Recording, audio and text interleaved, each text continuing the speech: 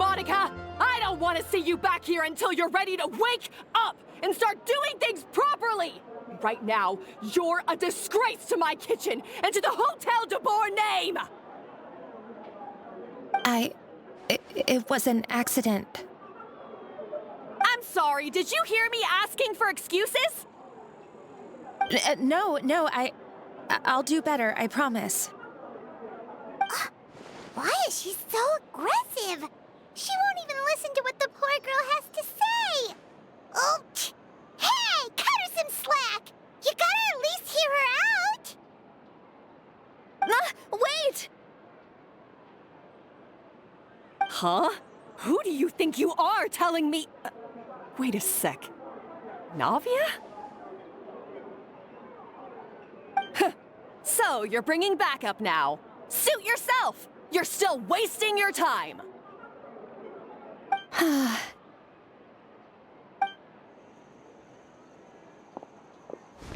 Savannah, is this how you always treat your staff? My staff is right. I'm the one in charge here now. And last time I checked, the Hotel Debord doesn't take orders from the Spina di Rosula. Of course. How you run your kitchen is none of our business. But when a member of your staff is so overworked he becomes gravely ill, that most definitely is our business. We're going to stand up for him, whether you like it or not. Overworked? I've said it before and I'll say it again. If Vermont can't handle the job, then tough luck. There are plenty of other capable people I can hire instead. But Vermont can do the job, he just... Monica, back inside, now! Huh? But you said I shouldn't come back until... Just do as you're told, and not another word out of you! Come on, we have work to do!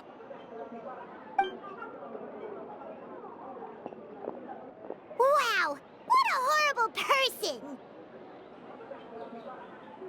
Sorry. Looks like I've dragged you into some drama again. Her name is Savannah. She's the new head chef at Hotel Debord. Ever since she took the job, she's been enforcing a brutal work regime and putting a huge amount of pressure on her staff. One guy was so overworked, he collapsed from illness. He's been bedridden for days, and he can barely even talk properly. I'm sorry. It's all my fault. I don't deserve to be a chef. At his family's request, the Spina di Rosula is trying to mediate on his behalf. We're not exactly making a ton of progress, as you saw. Savannah is adamant that Vermont's exhaustion and illness have nothing to do with her or how she's been running her kitchen. She's refusing to have any kind of meaningful dialogue with us. Our next thought was to talk to the other chefs at the restaurant and get a better idea of their working conditions. But with Savannah watching them like a hawk, no one has been willing to open up. And that's why I'm here, doing it the old-fashioned way. Camping out, watching, and waiting for an opportunity. Oh, shoot! It all makes sense now. Sorry. Paimon should have thunked before she spoke. Did Paimon ruin everything? Oh, no, not at all, Paimon. Honestly, the way she was laying into Monica, someone had to step in. I'm sure I would have piped up if you hadn't. And besides, I don't really think I'm built for espionage. Yeah, meaning it's gonna be all the more difficult to get the inside scoop now. Oh, I might as well head back to the Fleuve Cendre then. We'll need to come up with a whole new game plan. Paimon will join you, 'cause this is kinda all Paimon's fault. Oh, guys, it's fine. You don't need to worry about it. That said, if you were planning to visit the Fleuve Cendre anyway, let me take you out for a meal. I'll make sure it's a proper feast. A really famous chef just joined the Spina di Rosula's tavern. Her name is... Sorry to interrupt. I just wanted to apologize for the scene you witnessed just now. We shouldn't subject our customers to that. This is a small token from us. It's some candy from Monica. She asked me to make sure it was delivered into your hands. Monica's the one apologizing? Huh. Clearly Savannah is the one who owes an apology. Our head chef has been a little highly strung lately. Sorry for everything.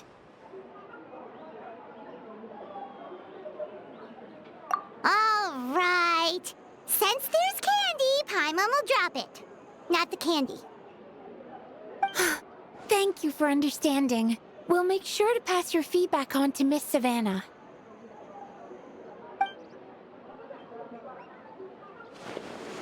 A little highly strung, huh?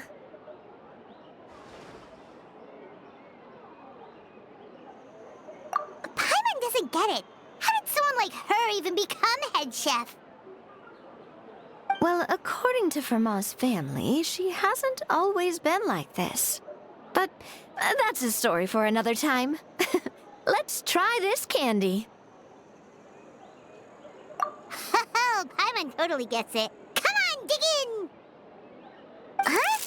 Hold on, there's something written on the wrapper. Find... Escoffier?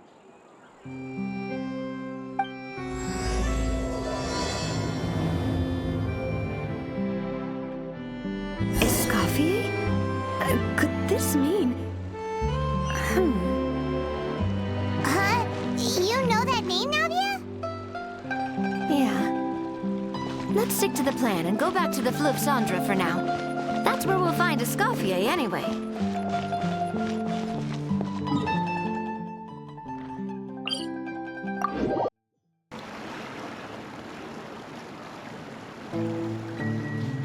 So, who is this Escoffier, anyway? Well, for starters, she used to be the head chef at the Hotel Debord, before Savannah.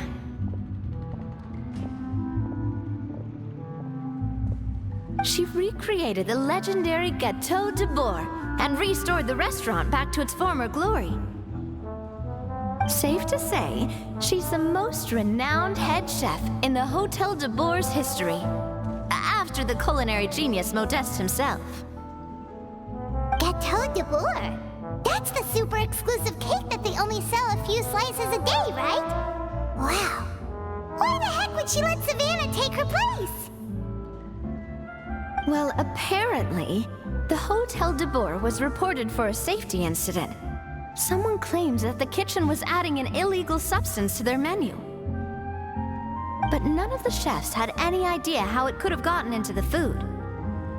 In the end, Escoffier decided that as head chef, she should take responsibility, and she was sent to the Fortress of Meripede. The Fortress of Meripede?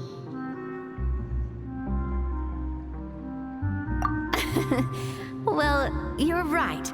The quantity of the substance they found was fairly minimal. Even the guards believed the whole thing was probably just an accident. Escoffier didn't have to stay in the fortress for long, but still, by the time she returned, the role of head chef had already passed to Savannah. So that's what happened. Paimon still thinks it's really unfair. Even though Escoffier is no longer head chef at the hotel, she's still well respected by the staff. So, I'm guessing what Monica wants is for us to convince Escoffier to try and negotiate with Savannah on the staff's behalf. Oh, Paimon gets it!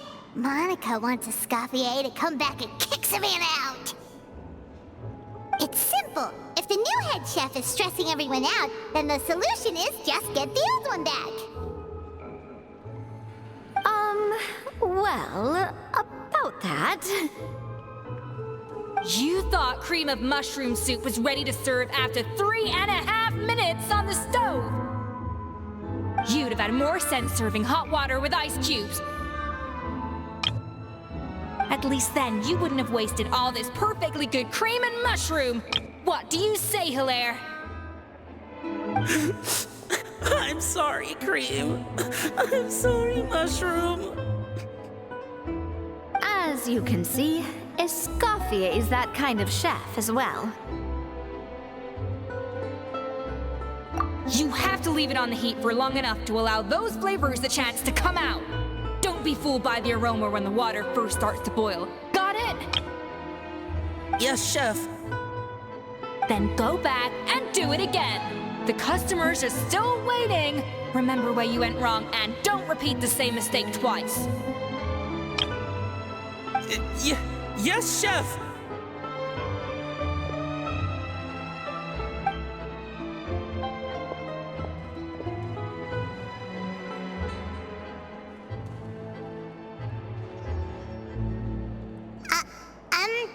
Excuse us, we're... Waiting to be served? Sorry, we're pretty busy. I'm afraid you have to join the line. Oh, no, we're not here to eat. So you're not paying customers? Then I'm afraid the wait will be even longer. It's hard to talk to Escoffier when she's in the zone. Let's take a seat. We can catch up while we wait.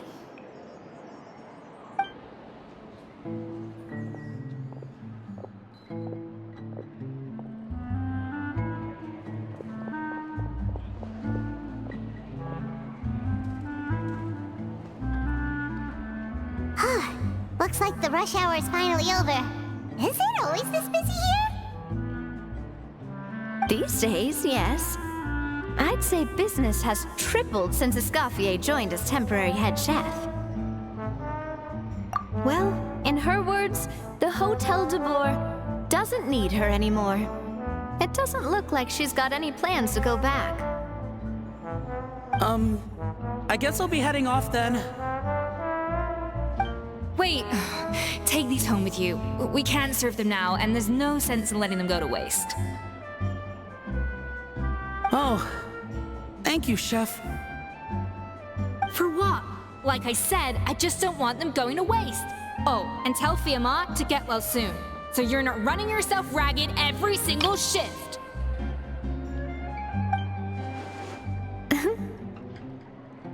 Fiamma. That's the second time we've heard that name. Who is that again?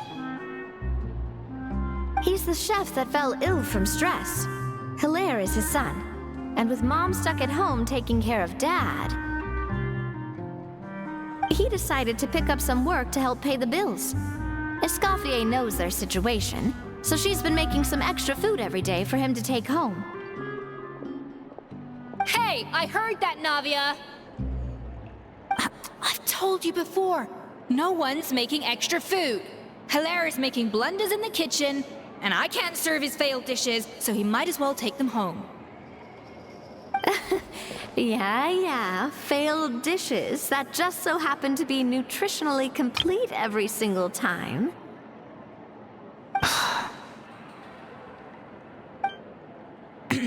So, you two must be the world-famous traveler and her companion, Paimon, yes? Is there something I can help you with? Oh, so you know us already. I'll skip the introduction then.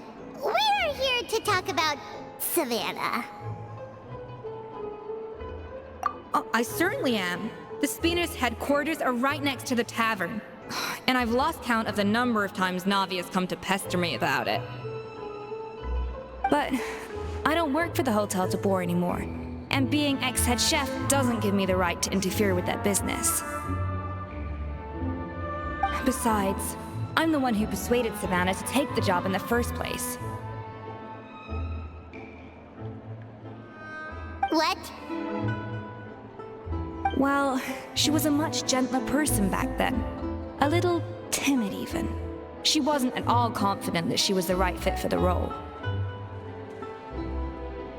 That's hard to believe. Are we definitely talking about the same Savannah here? Honestly, I do wonder if she's just emulating me. I mean, I'm not the most pleasant head chef to be around either. Anyway, suffice to say that given the history between us, it'll be tricky for me to tell her she's doing her job wrong without coming across like a huge hypocrite. Fiamar and the others probably think that Savannah gets it all from me. I wouldn't be so sure about that, Escoffier. Look at this note we got from Monica. She mentioned me. Whatever shortcomings you feel you have, it looks like Monica still trusts you. As for the others, well, how can you know what they think unless you ask them? Monica. Plus, it's not like we're asking you to storm in there and raise hell. We're only in the initial phase of our investigation. All we're trying to do is get the other chefs to open up to us. Oh, Monica. Oh, Monica! Escoffier? I can't believe her! Powdered sugar is supposed to be applied sparingly. Look at all that on the wrapper. It's thicker than the sole of my shoe. Unbelievable! I won't stand for this. She has to learn. Come on, we're going. Wait, so now she's, Let's go catch up to her. We don't want to keep her waiting.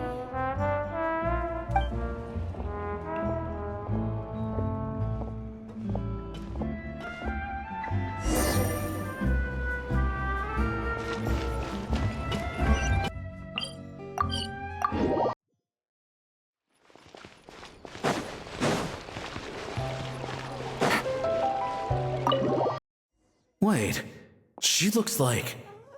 Is that Escoffier? Escoffier's back? Yes! I've missed her cooking! I was just saying, Hotel Debord is nothing without her. You can't match Escoffier's talent. I'm sorry. I'm so sorry.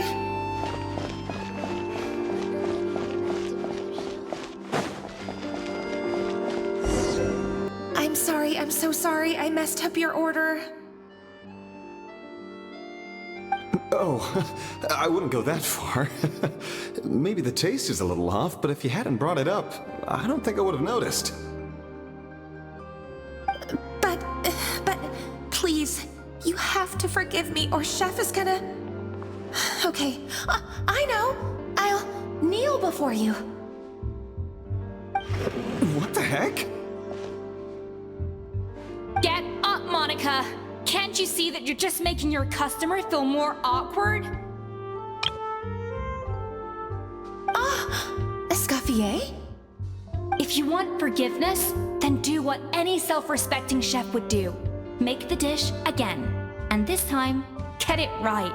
You cannot go begging your customers to feel sorry for you. Savannah said that I'm not allowed back in the kitchen until I've corrected my mistake. But if I can't go back into the kitchen, I can't do the dish over. That's some backwards logic. How can you fix your mistake without being allowed to cook? If this is what Fermat had to put up with, then no wonder he had a breakdown. We apologize for interrupting your meal, sir. It's fine. With my layman's palate, it's not like I can tell the difference anyway. I was actually quite enjoying my meal until she appeared out of nowhere and started apologizing. Gave me a bit of a fright, to be honest. Oh, well, it's because Chef Savannah tasted a bit of the leftover soup from my pot and then threw me out of the kitchen. Gosh, that's pretty strict. Has she always been that way? I don't recall things being like this when Escoffier was head chef here.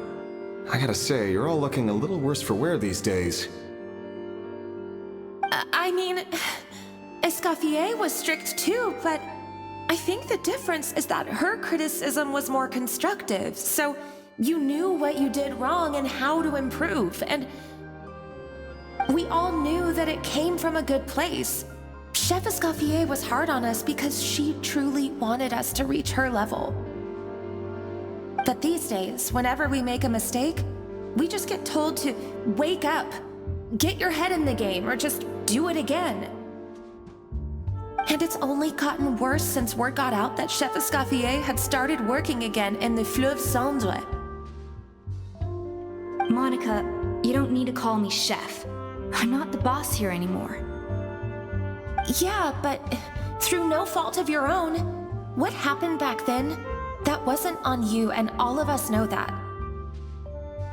That banquet was a huge event, and so many staff were involved every step of the way. With so many moving parts, there's no way of knowing how that Lumiline ended up in the food we served. Lumiline? What's that? A new drug from the Fontaine Research Institute, produced from an extract of the Lumitoile. Apparently it sharpens the senses, so they used it to treat people with impaired responses to stimuli. Oh, yeah, I've heard about that. They found out you can use it as a flavor enhancer since it stimulates the taste buds. Makes things pretty addictive. They also found that overuse can have mood-altering effects, and even lead to nerve damage. So it quickly ended up on the guard's list of controlled substances. Unfortunately, however, some food products containing the additive had already made it to the market by the time the guards banned it from the restaurant industry. Everyone knows that in all likelihood, someone probably just purchased a batch of contaminated ingredients by mistake. But you took all the blame. We all know why. You just didn't want to see this turn into a place where tensions are constantly running high, because everyone's suspicious of each other all the time. And now look at you, a fry chef in the Fleuve Cendre. What are you trying to say? Sure, the Spina's Tavern is no Hotel Debord, but come on, it's not that bad, is it? Ah, the Fleuve Cendre, you say? Great. That's where I'm dining from now on. Monica, I'm very happy with my current job. And there's no changing the past. We just have to let bygones be bygones. Besides, at the end of the day, I was the head chef, regardless of whose mistake it was. Ultimately, the responsibility lay with me. If only Savannah was half the boss you were. I'm sorry? Do you have a problem with my conduct as head chef? No, chef. So, you do remember who's boss? Escoffier? I thought you'd left this place for good. What are you doing back here? What happened to you, Savannah? Why are you acting like this? When I turned this place over to you, You made me the head chef and gave up your right to tell me how to do my job. You're not the boss here anymore, so stop acting like you own the place. Whoa. Sounds like someone has a chip on her shoulder. Oh, Savannah! My God, have you grown a temper since I last saw you?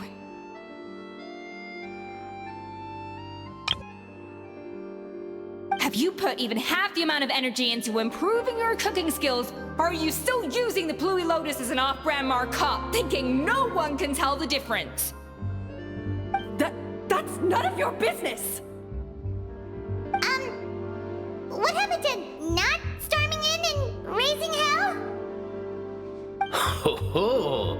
I was not expecting to see something this spicy as soon as Escoffier returned. Huh? Fan Asian? Aye, miladies. Might I make a humble suggestion? Given that we have ourselves a tête-à-tête between chefs at the Hotel Debord, I dare say it would be de rigueur to settle this the traditional way. The traditional way? That can only mean one thing. That's right! I'm talking, of course, about the tradition established by Modeste himself. The cooking contest! According to legend, the founders of Hotel Debord, Modeste and Savelli, used this method to resolve all of their disputes. Everything from petty arguments over next week's menu to disagreements over the strategic direction of the restaurant. The cooking contest would decide who had the final say. Sounds like they had a lot of free time on their hands.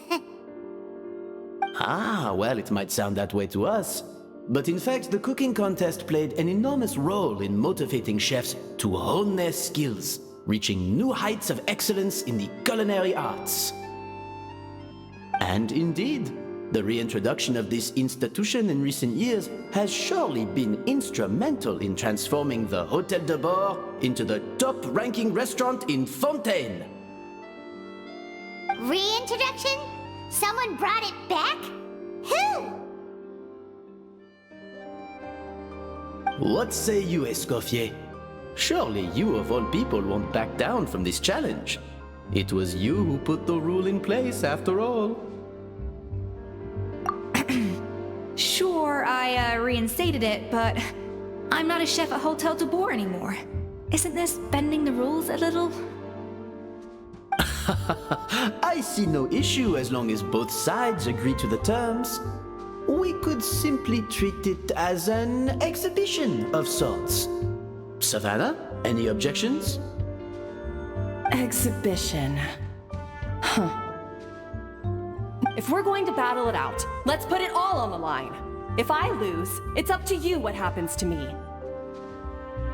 I don't want anything to happen to you. But if you lose, you hand over the Codex Debord to me. What? The Codex Debord? Only the legendary handbook written by the original head chef Modeste. It contains all his secret recipes, including Gâteau Debord. It's the greatest treasure in Fontaine's culinary world, and only the present and former head chefs of the Hotel Debord have the right to read it. Present and former? Wait, but that already includes Savannah, though. What do you want that old thing for? You have your own copy, don't you? Don't take me for a fool. You know perfectly well what I mean. I want your copy, the original version, the one you took with you when you left us. I'm sorry, I must be missing something. You know, there's no difference between the original and the copy, right? They contain the exact same recipes. Stop trying to change the topic. What's wrong, Escoffier? Scared you're gonna lose to me? Or are you scared of me getting my hands on the original codex? Savannah, you may remember that we gave her the original as a parting gift to thank Escoffier for her years of service. Asking for it back feels a little, Oh, I'm sure it won't be an issue, as long as both sides agree to the terms. Those were your words, weren't they? And as for the contest itself, let's make it a bake-off. Gâteau Debord, per the recipe in the codex. Well, Escoffier, you against me. Are you in or out? You sound surprisingly confident. All right then, let's see how much you've actually grown. I hope you surprise me, Savannah. I'd hate to find out that all you've learned after this long is how to chew people's heads off. Believe me, I'll show you. Escoffier, are you sure this is a good idea? You accepted her terms a little hastily. Oh, it'll be fine. Let's head back to the Fleuve Cendres so I can get prepping. I do apologize. This whole ordeal reflects rather poorly on us. I'm afraid it's not quite that simple. The Hotel Debord runs as more of a partnership, you see. It was founded by two friends, Modeste and Savelli, and it's been that way ever since. So, while I am technically Savannah's boss, it's not really my place to interfere with the business of the kitchen. To be perfectly honest with you, that's part of the reason why I suggested a cooking contest. If Escoffier wins, it would be the perfect opportunity for her to talk some sense into Savannah. Or, of course, if she wanted to return, then... But anyway, I'm getting ahead of myself. Whatever the outcome, this contest will hopefully serve as a turning point for us. Please, pass on my best wishes to Escoffier. I must say, Savannah surprised me with her confidence. Does she really believe she can best Escoffier in the kitchen? I thought she was just blowing off steam when she first raised the idea to me. I do apologize. This whole ordeal reflects rather poorly on us. I'm afraid it's not quite that simple. The Hôtel Debord runs as more of a partnership, you see. It was founded by two friends, Modeste and Savelli, and it's been that way ever since. So, while I am technically Savannah's boss, it's not really my place to interfere with the business of the kitchen. To be perfectly honest with you, that's part of the reason why I suggested a cooking contest. If Escoffier wins, it would be the perfect opportunity for her... But anyway, I'm getting ahead of myself. I must say, Savannah... I can't believe I got to witness that firsthand. I only stopped by here for a quick meal. I definitely got my Mora's worth today.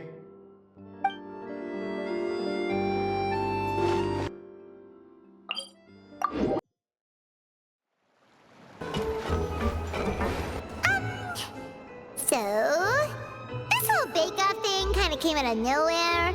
Was it really sensible to just go along with it? Well, I got a sense that she's holding something back. But we chefs always express ourselves in our cooking. So if she won't talk, this might be the best way to find out what's really going on with her. Holding back? Sure didn't sound that way to Paimon. Escoffier only picked up on it because she's the same way. Always closed off, never letting you know what she really thinks. That's patently false, at least where your macarons are concerned. I've been nothing but truthful with you about the disgraceful amount of sugar you use. Okay, that's one case where you can keep your thoughts to yourself. Oh, that? Well, it's not so much a recipe book as a diary of Modeste's adventures. Back in the day, he and his good friend Savelli explored far and wide, partly adventuring, partly looking for new ingredients and developing new recipes. Their creations had an enormous influence on the course of Fontaine cuisine, turning it into a much more vibrant and diverse scene. For instance, legend has it that the original Gâteau Debord was made using a special secret ingredient that Modeste discovered on one of his adventures. So rare was the ingredient that they could never make more than 16 slices of the cake per day. But everyone who tried it claimed that it was one of the most blissful and invigorating things they had ever tasted. Modeste and Savelli went on to found the original Hôtel Debord, which catapulted them to stardom in Fontaine's culinary world. Especially Modeste. He was hailed as a once-in-a-generation genius, and over time, the recipes from his adventure log became known as the Codex Debord. Paimon's heard this kind of story before. Armed with the Codex, the Hôtel Debord took its rightful place as the finest restaurant in the land, serving those recipes for centuries to come. Something like that? What? No, of course not. Cooking is a constantly evolving art form. How could any restaurant survive if they only served food that was popular last century? Anyway, never mind centuries. Savelli and Modeste parted ways not even 10 years after their rise to fame. Then, Modeste passed away while he was still in his prime. And that was it. The end of the Hôtel Debord's heyday. it fell into decline, and for most of its history, it was just a nondescript place with a couple of cheap tables. It's only in recent decades that it started recovering. Even then, it still took numerous relocations and changes of management before we finally ended up with Vanigem and the restaurant we have today. Oh! So the Codex really isn't all that, then. Paimon figured it was like one of those mystical books they have in Liyue's martial arts novels, where the main character learns all their secret powers from. Yes, well, that's fiction, and this is reality. You can't meet the tastes of modern diners by following some ancient recipes from a dusty old book. Case in point. Even the Gâteau Debord they sell now is actually Escoffier's reimagination. Wait, really? Why though? Didn't that recipe make it into the Codex? It did, but like I said, it's the dusty old book now, and the records aren't as legible as they once were. Not to mention that there's no way of finding the secret ingredient Modest wrote about. So, reimagination is right. I consulted some historical records and took what I could from the Codex. But ultimately, the Gâteau Debord of today is my own recipe. As for why we gave it the same name and kept the tradition of only selling 16 slices a day, well, you've got Vanigem's business sense to thank for that. Oh! Huh. Well, that kind of takes all the mystique out of it. Hey now, it might not be the original Gâteau Debord, but it's still the most delicious cake in Fontaine today. And who knows, maybe Escoffier's version is more suited to your palate. Just think, if the original truly was the perfect cake you're imagining it to be, there's no way the recipe would have been lost to history, right? Not to mention that the Hotel Debord never would have fallen into a slump.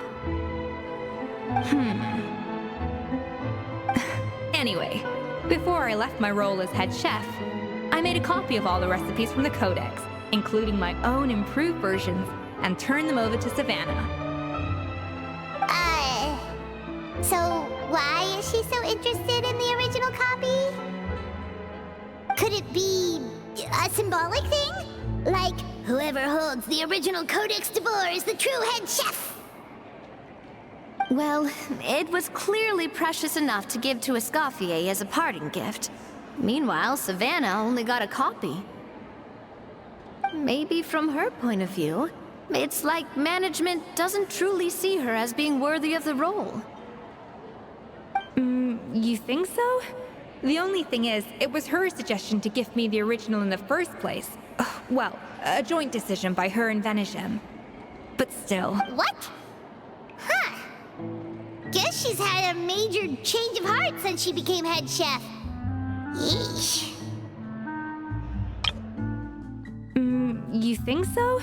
The only thing is, it was her suggestion to gift me the original in the first place. Well, a joint decision by her and Vanigem. But still. Who knows? We could speculate forever. Better to just let our gâteau do the talking.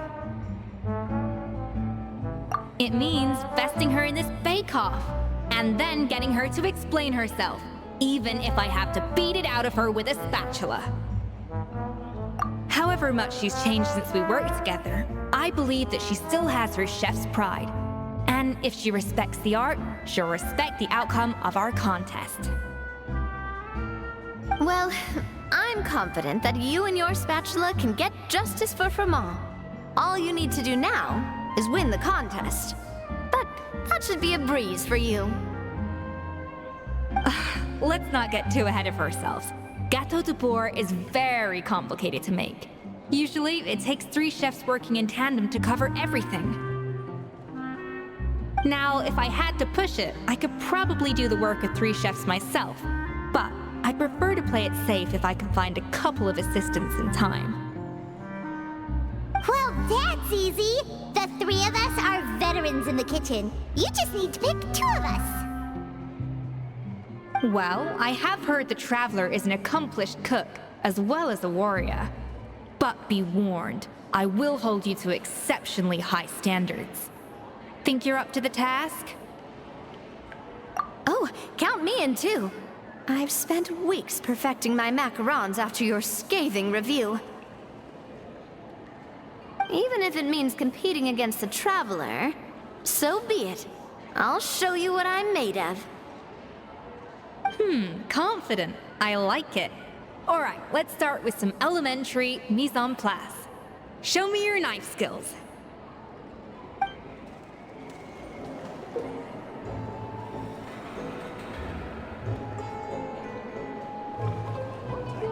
I've always called it chopping stuff up, not mise en place.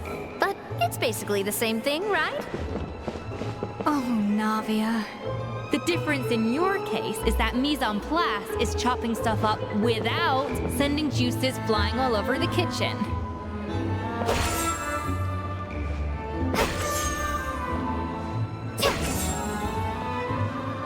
Guess I'm finally on the right path. Looks like you found that easier than I expected.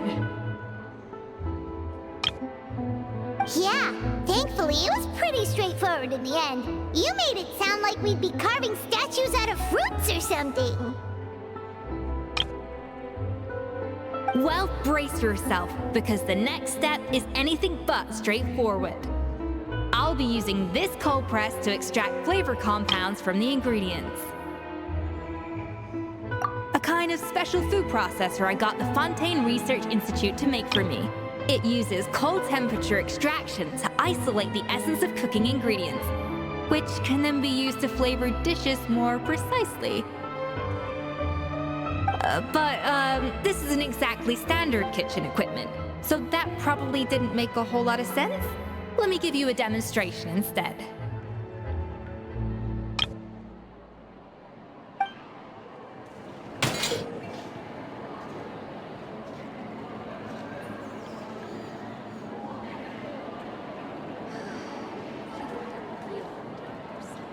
Custom-made equipment from the Fontaine Research Institute, huh? That's some pretty high-tech food prep. Paimon's never used anything this weird before. Cool. No, weird.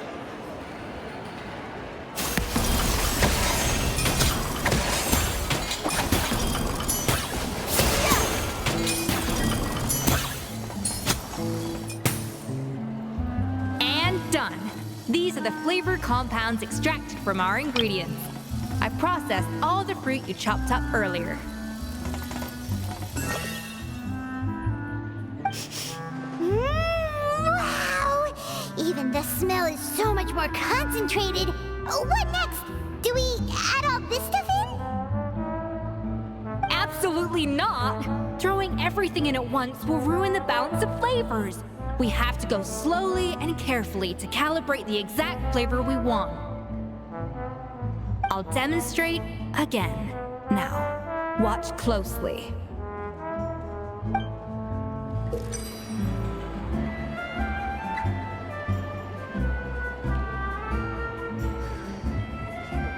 Slowly and carefully. Not a drop too much, and not a drop too little. Guess I'm finally on the right path.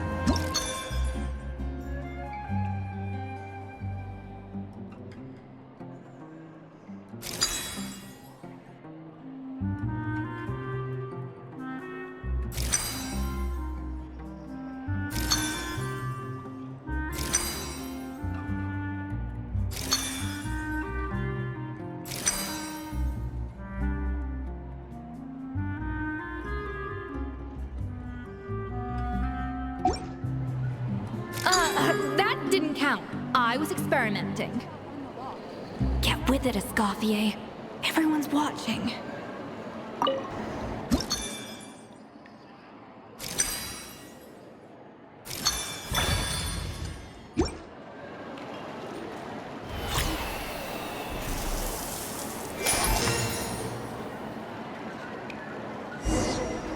And voila! Now it's your turn.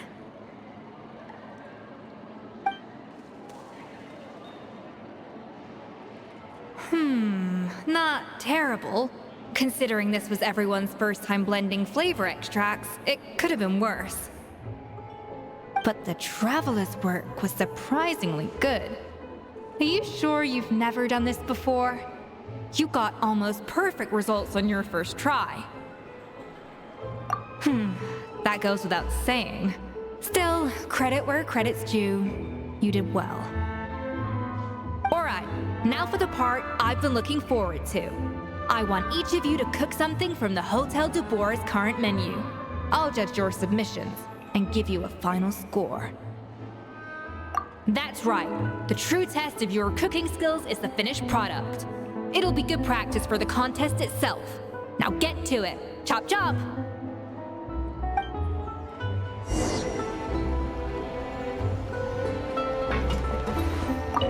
How's it going? Have you picked a dish yet? Choose wisely. I expect you to present the most delicious thing on the menu.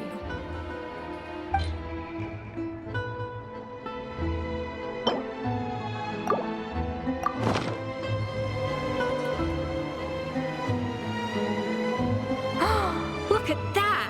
With the grace of a snow-winged goose, as I like to say. Now, let the grating commence.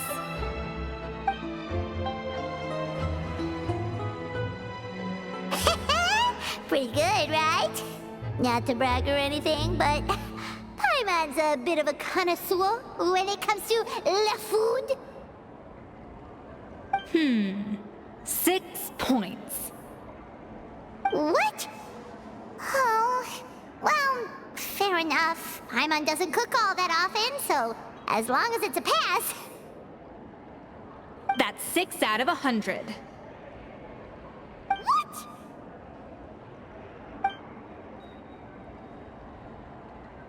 You say you're a connoisseur, but it's quite clear from this dish that you have far more experience consuming food than creating it. By that logic, I suppose you think listening to Lady Farina on repeat every day would make you an opera singer.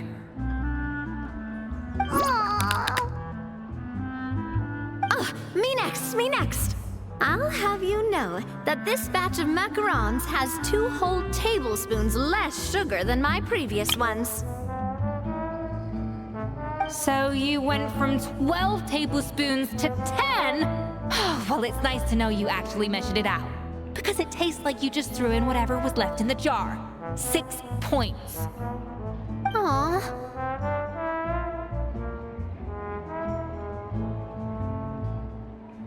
Now to the final dish.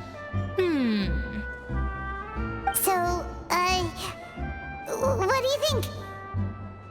This is our last hope. 8 points. Darn! That's barely higher than what we got. Not exactly. The color is spot on. Beautiful aroma. Excellent presentation.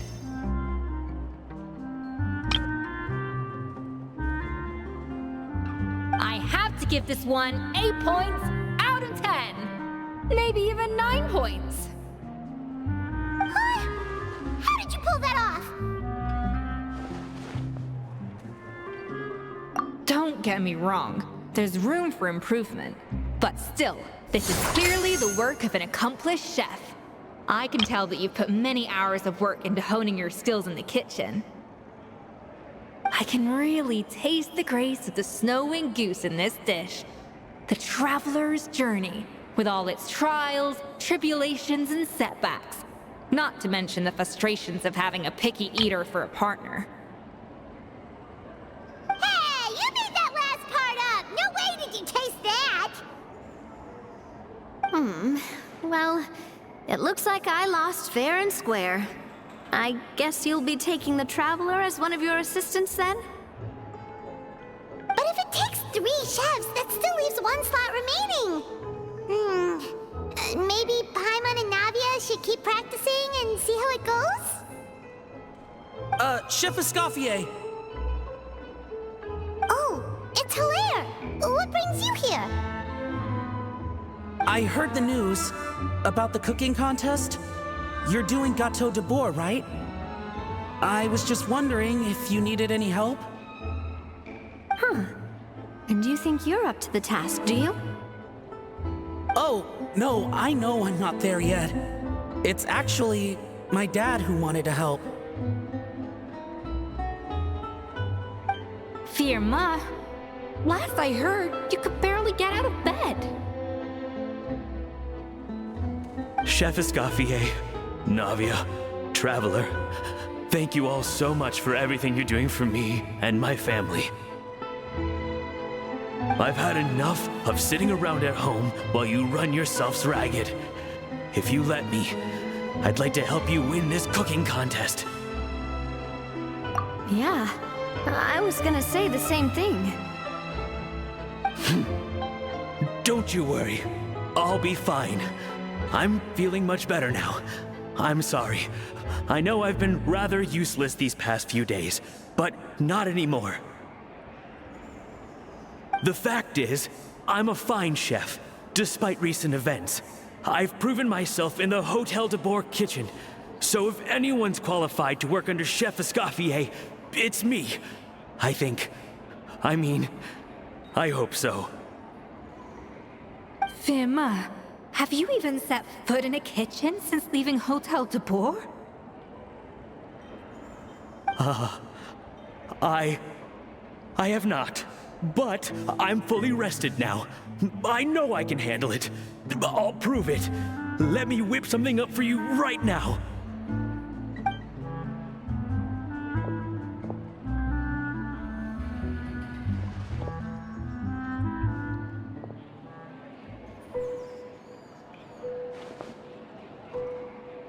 Huh? That's strange.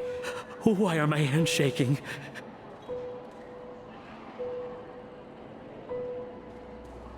What do you call this, Firma?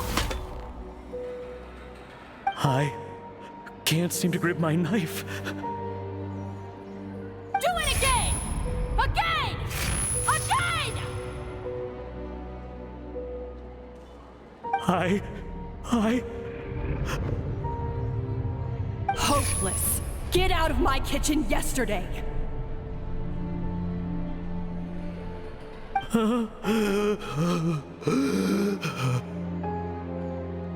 Dad, what's wrong? I don't understand. I was feeling so much better, and then Will I never be able to work in a kitchen again? Dad, talk to me. What happened?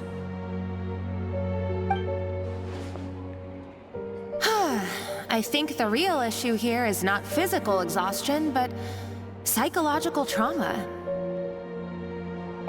Monica, when did you get here? Probably because you were all concentrating so hard on your cooking. I didn't want to interrupt your flow. But anyway, Firma, I'm so sorry. If only I'd known how serious your situation was, I would have stood up for you sooner. You have nothing to apologize for, Monica. During those long nights of redoing every order, you were the only person who looked out for me. Oh, come on. All I did was make you some tea. I doubt it was much help. Savannah was so ruthless toward you. I probably should have brought you something stronger. She sounds like the worst. All right, another Savannah horror story. Let's hear it. She's been getting harsher and harsher on us ever since she heard about Escoffier's new role in the Fleuve Cendre. Seems like no matter what we make, she'll find something wrong with it. What is this? It looks like a dog's been at it! In the trash now! Then she orders us to redo the dish again and again, but we never know what's going to make her happy. Do it again, do it again, do it again! Every time you remake it, you just get another earful from her. Either straighten yourself out, or get out of my kitchen! So now, it seems like just picking up a kitchen utensil gives me flashbacks of her yelling at me. Oh man, that must be awful.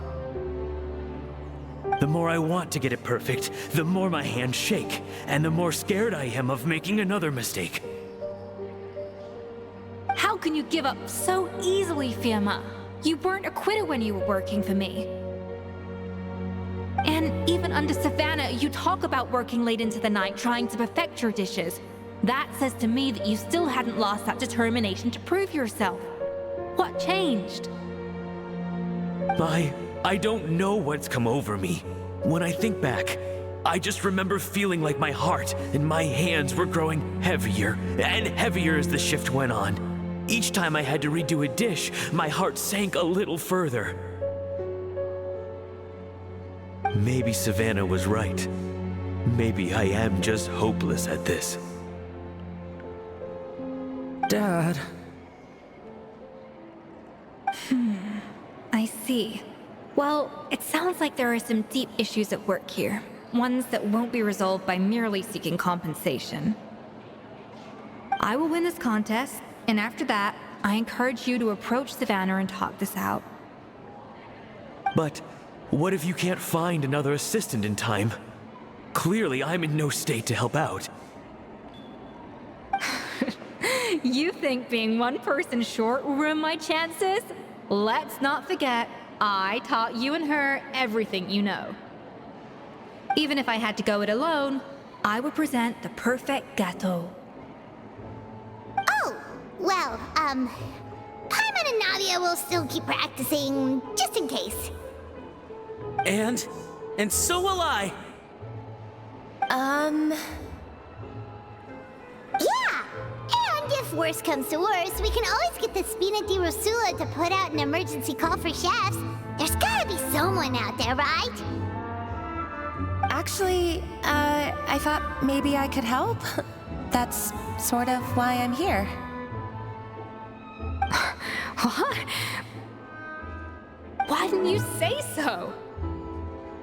I was going to, but then, well, this is the first chance I got. You do this for us? Thank you so much, Monica. All right, fine by me. But aren't you still working for Savannah? Joining the other side seems like a guaranteed way to put your future employment in jeopardy. I know, but it's all right. I've made up my mind. With the way things are, I can't keep working for Savannah much longer anyway. Unless I want to become the next Firma. I'm done with sucking it up. It's time to try and turn things around. If this cooking contest can get Savannah to see the error of her ways, then I'm sure she'll forgive me for this. Well, Paimon didn't think we'd be poaching from Savannah's staff to get our third person, but there you go. Anyway, Monica's a professional chef, so nothing could possibly go wrong now. Great! Then it's settled. And to congratulate you all on making the team, I propose a Spina-sponsored meal to celebrate. Spina sponsored? Wait, you mean I'm cooking? Well, I promised the traveler a feast in the Fleuve Cendre. And I know how much you've been looking forward to it. Yeah! Feast, feast, feast! All right, if you insist, then prepare for some of the finest food of your lives.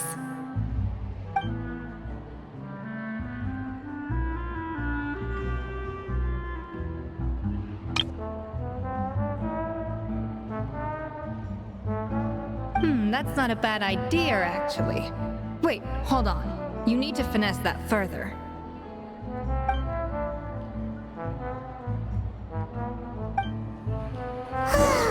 That was a dream come true. Paimon never knew Fontanian cuisine could be this good.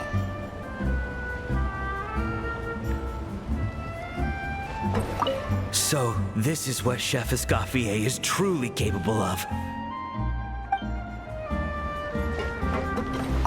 Wow. I don't know if I'll ever be able to cook as good as that.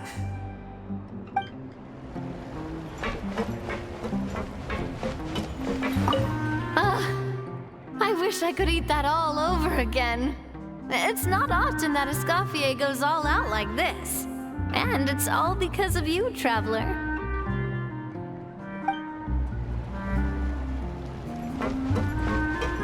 I guess I'm finally on the right path.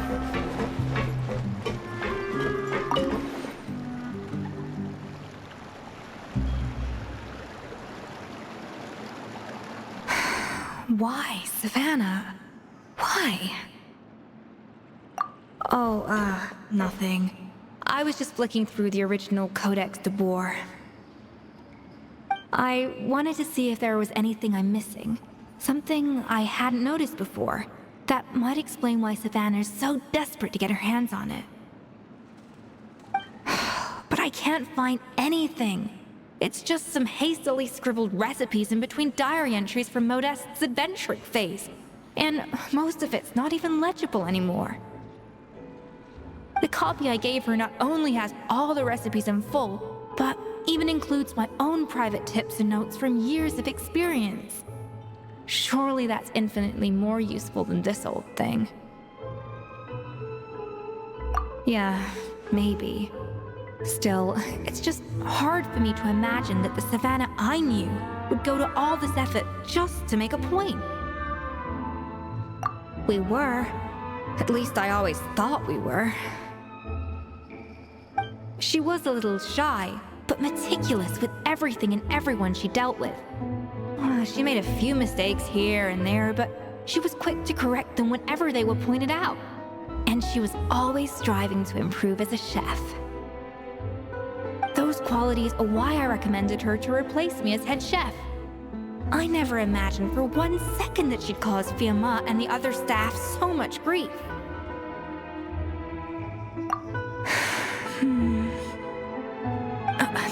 Well, I mean to an extent, of course. I pushed hard for her to get the role. And the idea that she turned out like this because of me is difficult to come to terms with. I wonder if this is how Modeste felt back when he was writing the Codex. Yes, with his good friend and co-founder of the Hotel Debord, Savelli. The story goes that after Modeste unveiled his Gâteau Debord and was hailed as a culinary genius, he was admired and adored by all. But his newfound fame slowly drove him and Savelli apart. Unlike Modeste, whose every new creation was an instant hit, Savelli seemed to face setbacks every turn. Doors that would swing wide open for Modeste would shut in Savelli's face. And with Modeste being whisked off to all manner of functions by his celebrity friends, he had less and less time to discuss the culinary arts with Savelli. People started gossiping about Savelli, and their relationship between the two gradually soured. Everything came to an abrupt end when Modeste, still in the prime of his life and still hailed as a genius, suddenly died from an acute illness. And that was it. They neither had a decisive split, nor got the chance to properly reconcile. Their story just came to an end. One rumor had it that Savelli actually killed Modeste out of jealousy, even as the latter was hoping to make amends. Unlikely. It's a popular theory, but there's no real basis for it. At least there are no records of Savelli ever being convicted of a crime. Still, beyond a point, there's no way of knowing what truly happened in the past. All we can do is try to make sure the present doesn't quite go as badly. And that's why I have to win this contest tomorrow. Then get the truth about everything that's been going on, even if it means cracking her open like a nut. Really? Well, I like the confidence. Don't let me down tomorrow, then. You better bring your A game.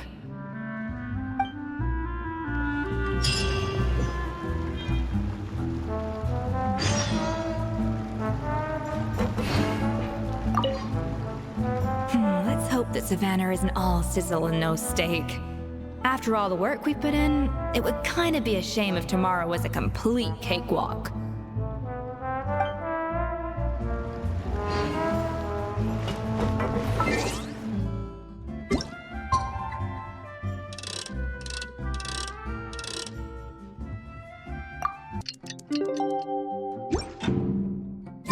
It's Cooking Contest Day! To the Hotel Debord! Toot sweet! But my research had so much potential.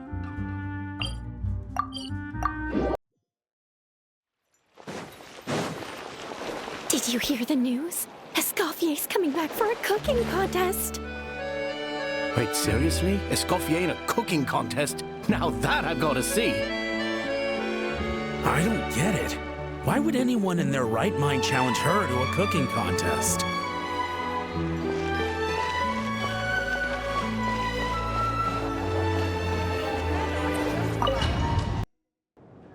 Mesdames et messieurs, welcome one and all to the Hotel Debord and to this most exciting of cooking contests. Savannah, I brought the original copy of the codex you asked for.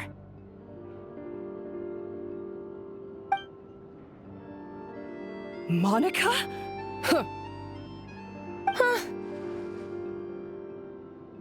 In the interests of fairness, this contest will be conducted in a double-blind format.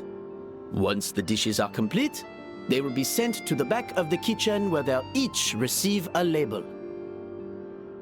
The labels will be placed out of sight underneath the plates, only to be revealed after the judges have sampled them and reached a final verdict. This is to ensure that no one will know which dish is made by which contestant. As one of the judges, I promise to be fair and impartial. When my meal got interrupted yesterday, I never thought this is how they'd make it up to me.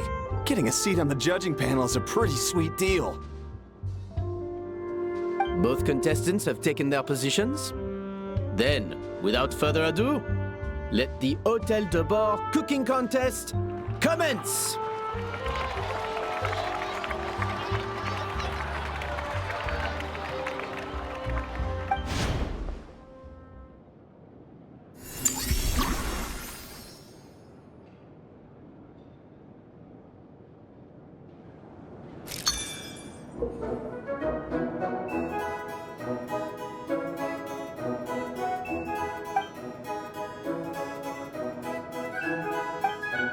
Monica, Traveler, it's go time.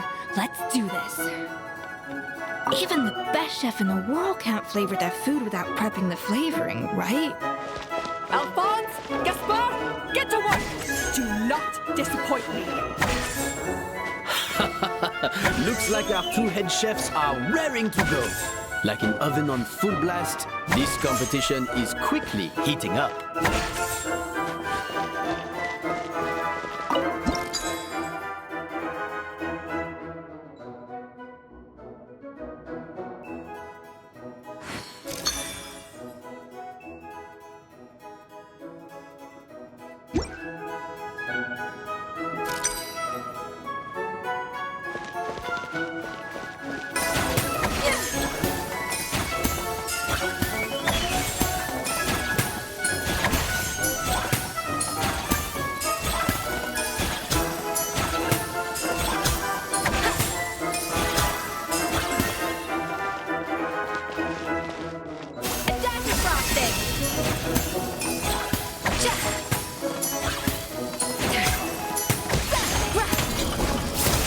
Be enough flavoring. Now hurry up and balance the flavors.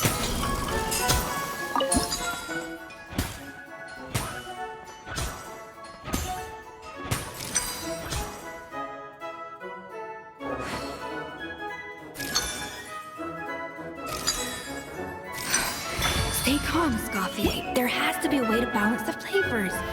Just think.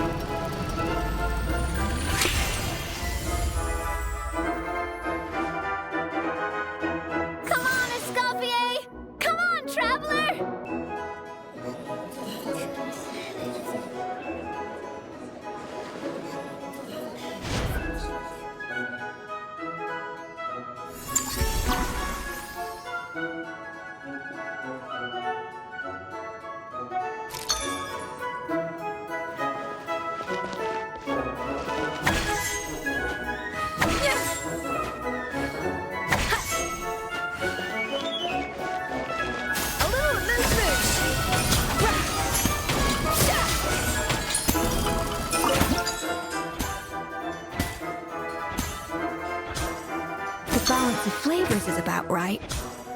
But the quantity is too low.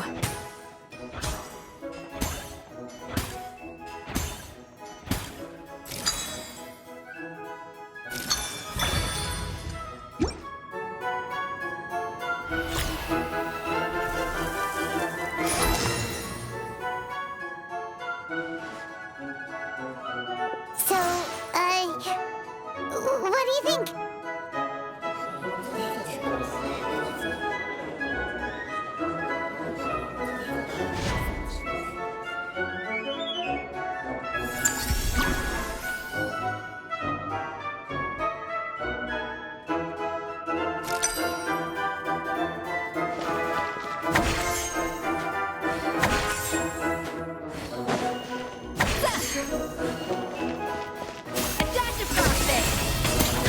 Escoffier is already on the final step of the recipe.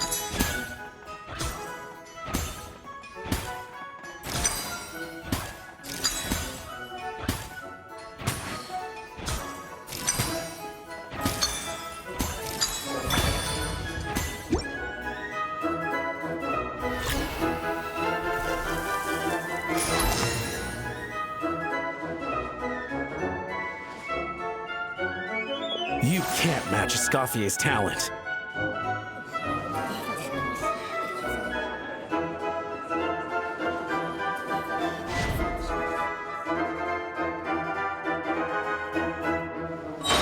I present to you Gâteau Debord.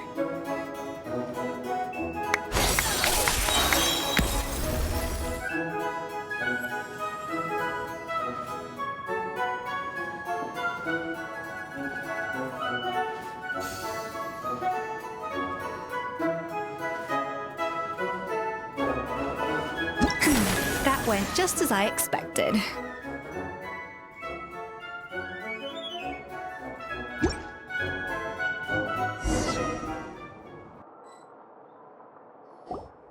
Time's up!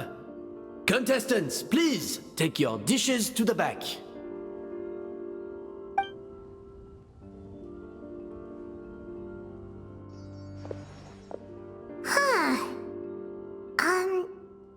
That guy was right. You really can't tell whose is whose just by looking at them. We both made the same dish after all. For all her flaws, Savannah's a talented chef who earned my recommendation for good reason. She wouldn't screw up something as elementary as the cake's appearance. Whoa! This is really rather good. Wonderfully soft and fluffy. Beautifully sweet. This is a masterclass in how to make Gâteau Debord. I would give this one at least 9.9 out of 10! Only because there's something about the flavor of the base. It's just a little different from the recipe I'm used to. Huh? Really? I couldn't tell.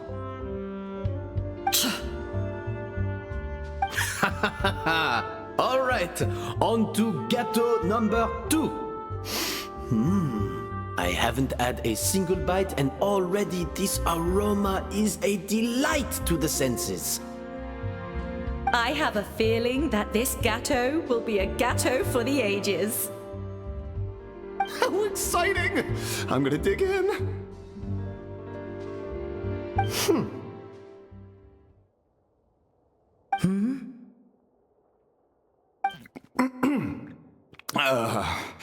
I think maybe someone got a little carried away when they were adding the sugar.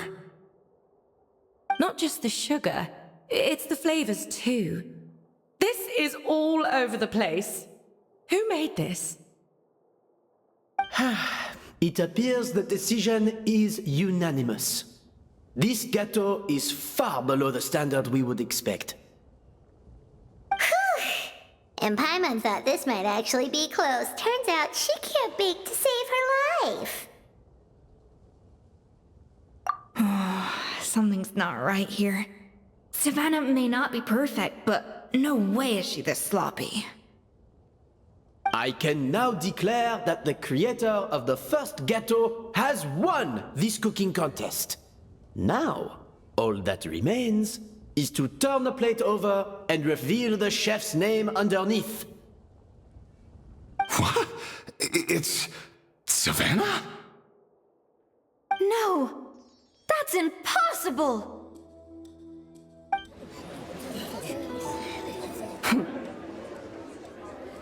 Hey, Savannah! You cheated, didn't you? You cheater! What did you do? Oh, you swapped the plates, didn't you? Well, someone's a sore loser. These cakes went from the oven to the judge's table without me ever laying a finger on them. And everyone here can attest to that. It was Van Gem's staff who labeled them in the kitchen. If you're looking to accuse someone, why don't you start with them? Isn't it more likely that Escoffier's lost her edge? Oh, or maybe her assistants let the team down. You take that back! Judges, we demand a rematch.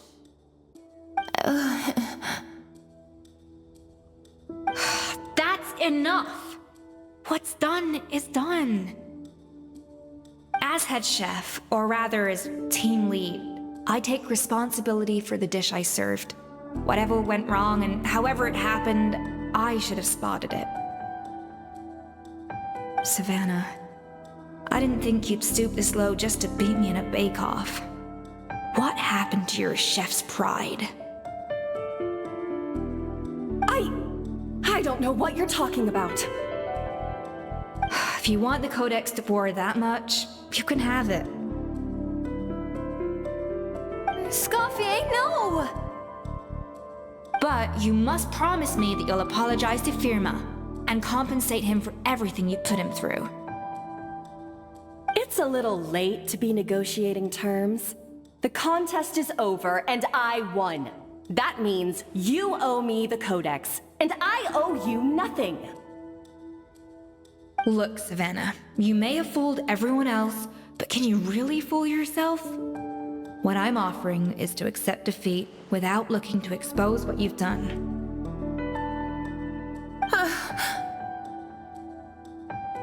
But only on the condition that you promise to stop putting so much pressure on your staff.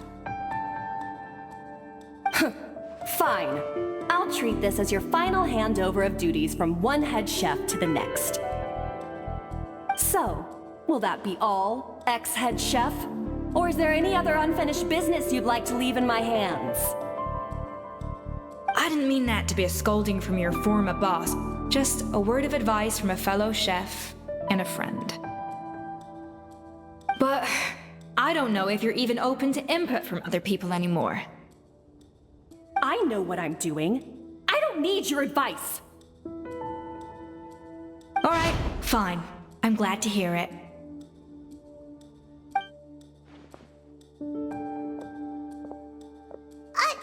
Escoffier!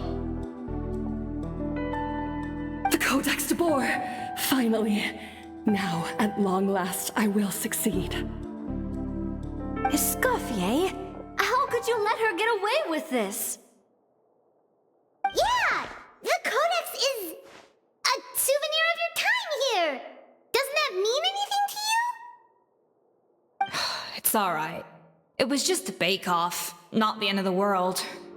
I'm already over it. Besides, it's not all bad.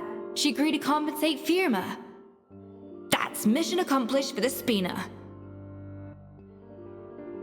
Honestly, if I'd have known that giving her the Codex would solve everything, I'd have just done that in the first place. I mean, why bother with the whole cooking contest?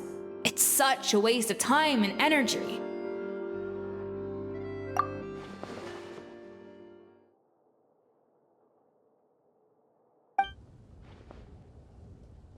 No. No! This doesn't make any sense! Huh? That's it? No secrets, no nothing? I don't believe it! This can't be happening. Chef Savannah! Savannah?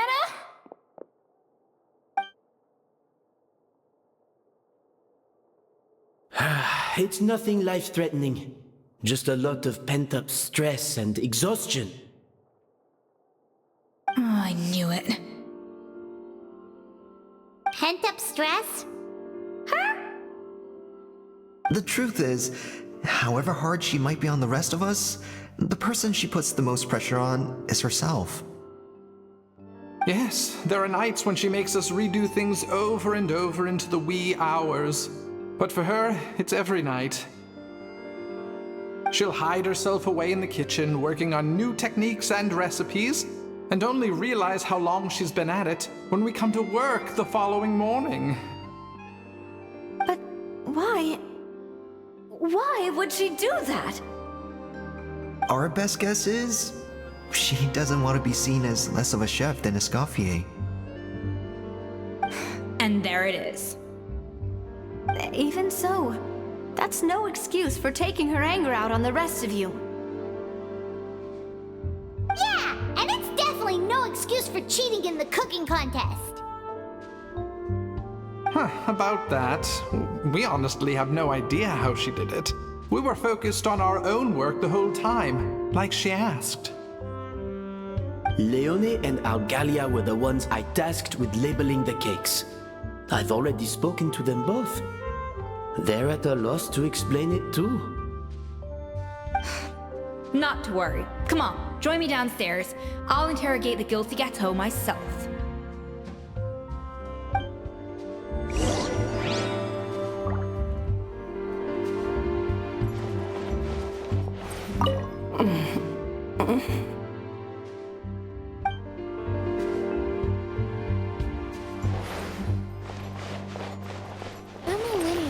Do another show. Well, how is it? Have you figured out what it was? Oh, this is aggravated assault on my palate. I'd rather eat wet cement than this.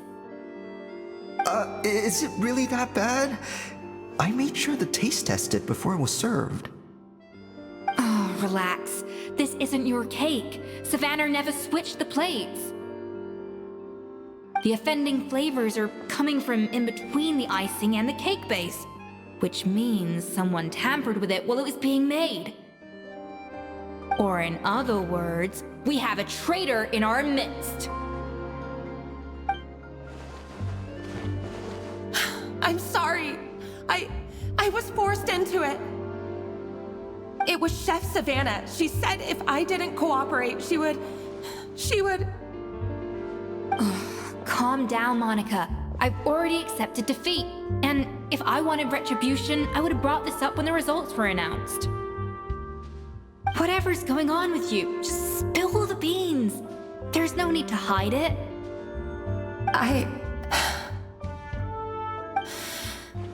I was the one who caused the food safety incident that one time. Food safety? Wait, you mean the Lumaline incident? So you procured the contaminated ingredients? I think so. Savannah and I were on procurement that day. I didn't check everything as well as I should have, and so I let contaminated ingredients make it into the kitchen. But I swear I didn't do it on purpose. I had no idea there was an issue with them, and I didn't know it would end up with Escoffier going to jail. But the last thing I expected was for Savannah to use it as leverage to blackmail me with... This is crazy! So Savannah pressured you into sabotaging Escoffier's cake by threatening to expose your secret if you didn't? I know, it's terrible. I'm so sorry. I was so scared. The thought of Chef Escoffier finding out that I put her in jail, it made me freeze up with fear. I thought Escoffier would hate my guts if she ever found out, and yet somehow that's ended up in me doing something even worse.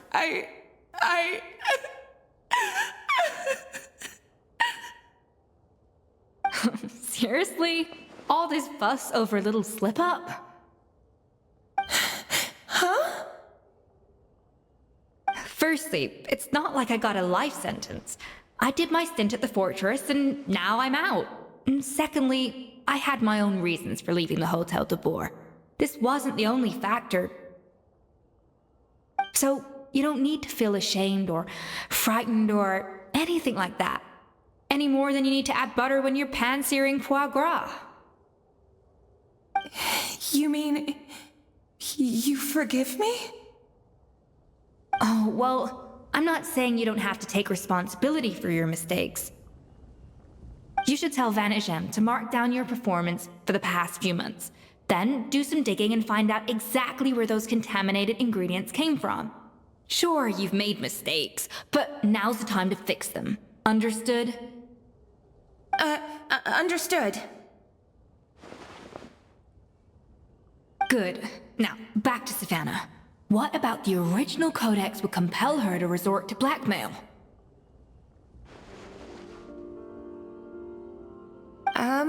I have my suspicions. Not that I've got any proof to back them up, though. Ugh. What happened to me?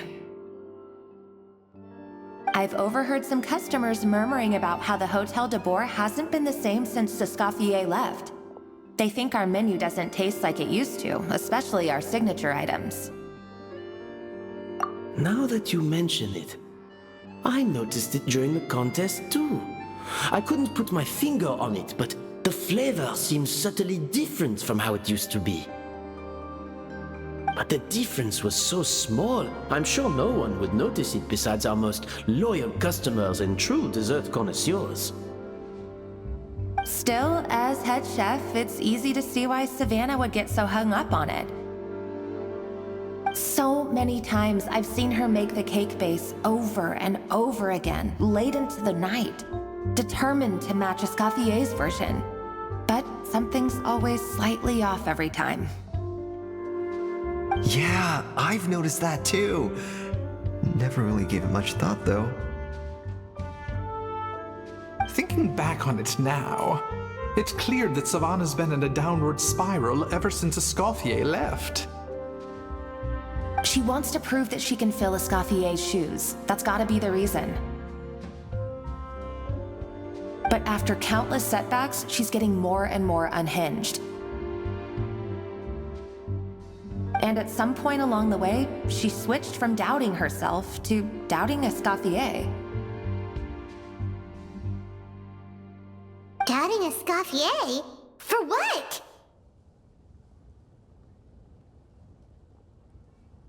Yeah, it would explain why she was bent on getting the original at any cost.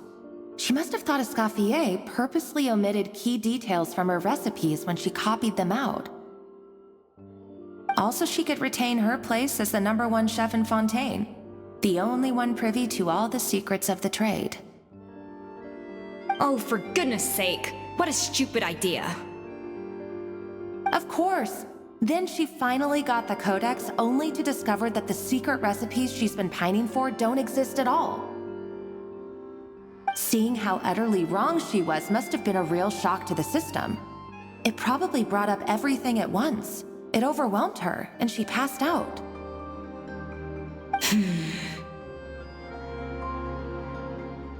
There's still one thing that doesn't make sense, though. If Savannah had the real recipe all along, how come it tasted different?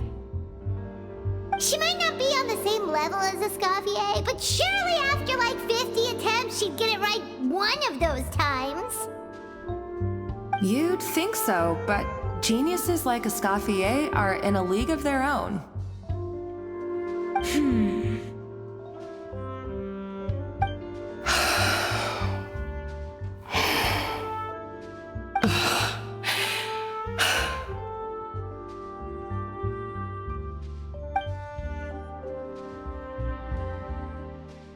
New head chef, you say? What's her name? I don't think I've heard of her before.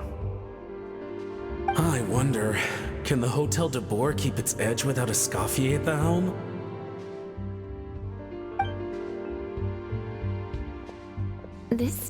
different from last time. Is it undercooked or something?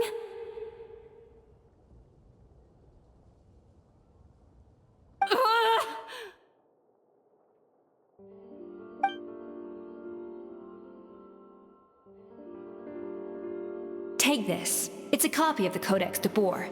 From now on, you will be its keeper. Don't listen to the doubters. If I say you can do it, then you can do it. Even if you don't believe in yourself, at least believe in me. Hey, did you hear me? Once I'm gone, the restaurant is all yours.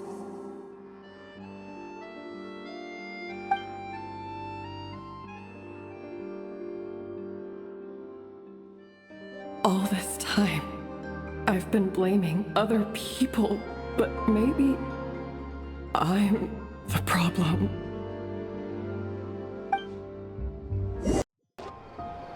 I sincerely apologize for putting everyone out. Savannah's awake now, but I don't think she's ready to speak to anyone yet. Let's give her the day to calm down. I'm sure you'll have the chance to talk everything out tomorrow.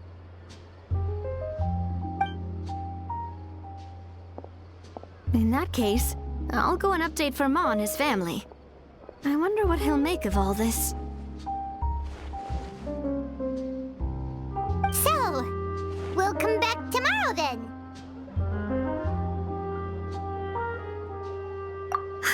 That was a long day. I think I've earned myself a sweet treat when I get back home. Oh, nice! Macarons? Or are you gonna switch it up this time?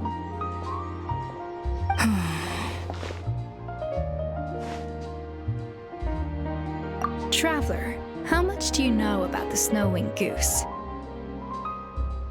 Every year, they migrate long distances in search of a suitable home. There's always one goose at the front whose job is to lead the flock. Fontaine poets often use the image of that goose to explore the ideas about leadership and genius. They usually imagine someone who's a cut above the rest, a model of perfection.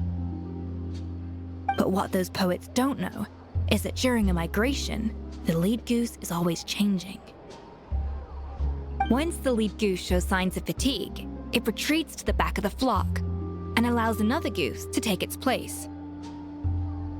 So the truth is that leadership, with all the responsibilities and pressures that come with it, it's something that everyone takes turns at. But we humans completely miss that fact when we project our own ideas about social hierarchies onto them. I guess what I'm saying is, I don't buy into this notion that there's some sort of gulf between normal and genius. Cooking is a science, not magic. Given the same ingredients, same recipe, and same environment, I see no reason why two different people shouldn't be able to create the exact same dish.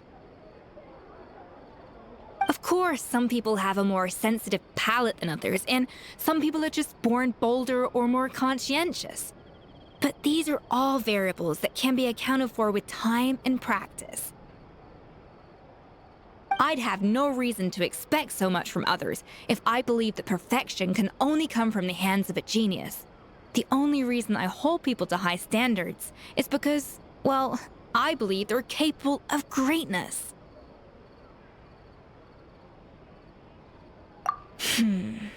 Okay, I've made up my mind. I'm gonna get to the bottom of why Savannah failed.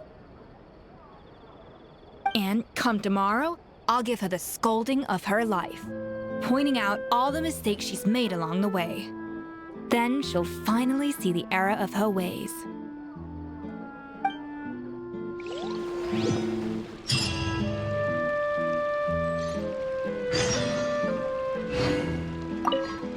Thank you for your words of encouragement.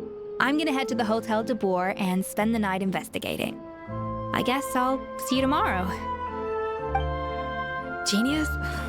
Calling someone a genius is just another way of saying I'm too lazy to figure out how I need to improve. It's a defeatist attitude and I won't stand for it.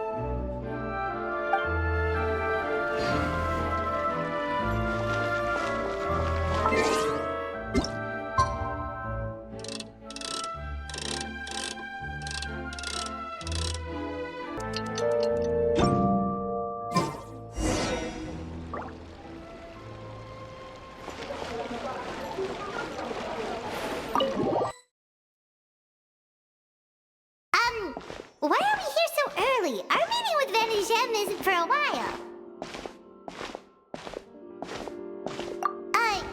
Check on her? Why? What happened?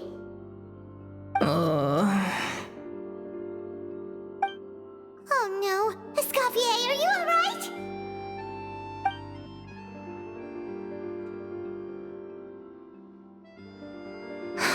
I'm fine. Just need to get some more coffee in me. Huh? What happened to my coffee? Did I really drink it all? Alright. Thanks. I appreciate it. Well, there's cooking facilities here. Or we could just grab a cup of coffee from Cafe Lutece, but either way, hurry!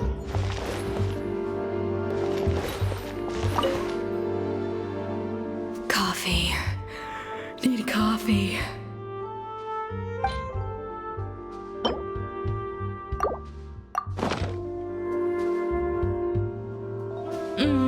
Strong, bitter coffee beans, transformed through expert brewing and balanced perfectly with rich, creamy steamed milk.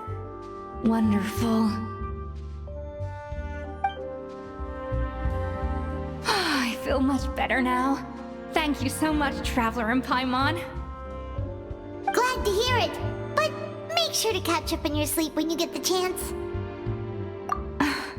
I think I figured out where the problem lies. Honestly, it's ridiculous.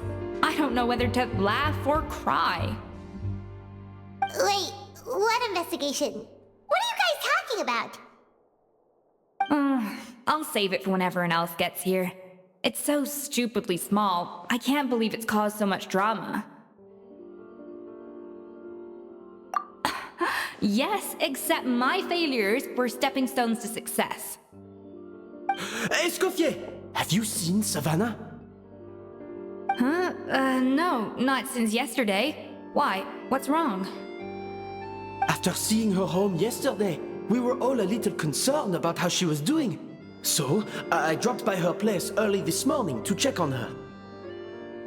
Only to find an empty house with the doors wide open. I left Alphonse and the others to keep watch at her home, while I checked the Hotel Debord. I'm worried something bad might have happened. If she's not here, then where could she be? Boss, Escoffier, bad news. Alphonse? You're supposed to be keeping watch at Savannah's house. We were, but then, just after you left, we found this stuff in her house. Oh, it looks like a map with a bunch of random places circled. What does it mean? Wait a second. This feels familiar. I'm sure these places are all connected somehow. Of course! From the Codex! They're all places that Modeste explored on his adventures. Yeah, but I don't understand. The adventure logs in the Codex are too fragmented to be of any use. How come this map shows all the missing details? The Codex Debord? Then, this place marked in red out at sea. Could that be the fabled birthplace of Gâteau Debord? Seriously? So now she set her sights on finding the original recipe and beating Escoffier that way? Geez, Savannah. Anything to overcome a gâteau plateau, huh? Ugh, idiot! Does she have a death wish? Those ruins are thousands of years old. Hold on, there's more. Besides the map, we also found these letters.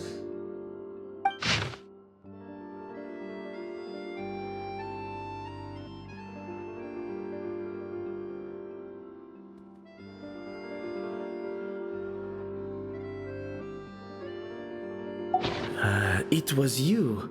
You let the Lumaline through, didn't you? It sounds like a threat letter. Does this mean that Savannah was responsible for the safety incident?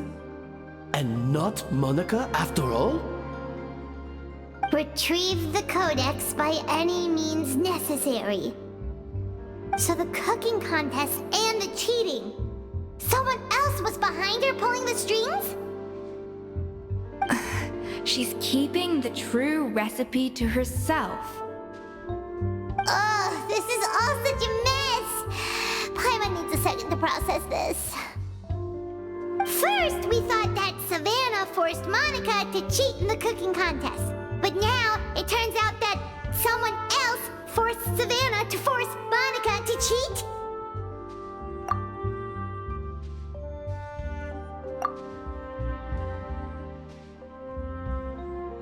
You're finally here. Of course. I should have put 2 and 2 together as soon as I read your threat letter. The food safety incident, the demand for a cooking contest, the instruction to blackmail Monica. Even the suggestion that Escoffier was keeping secrets from me. It was all part of your grand plan, wasn't it, Monica?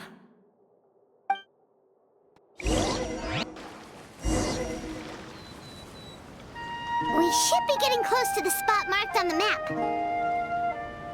Of all the stupid things she's done, this really takes the cake. The moment we find her, I'm gonna curse the living daylights out of her.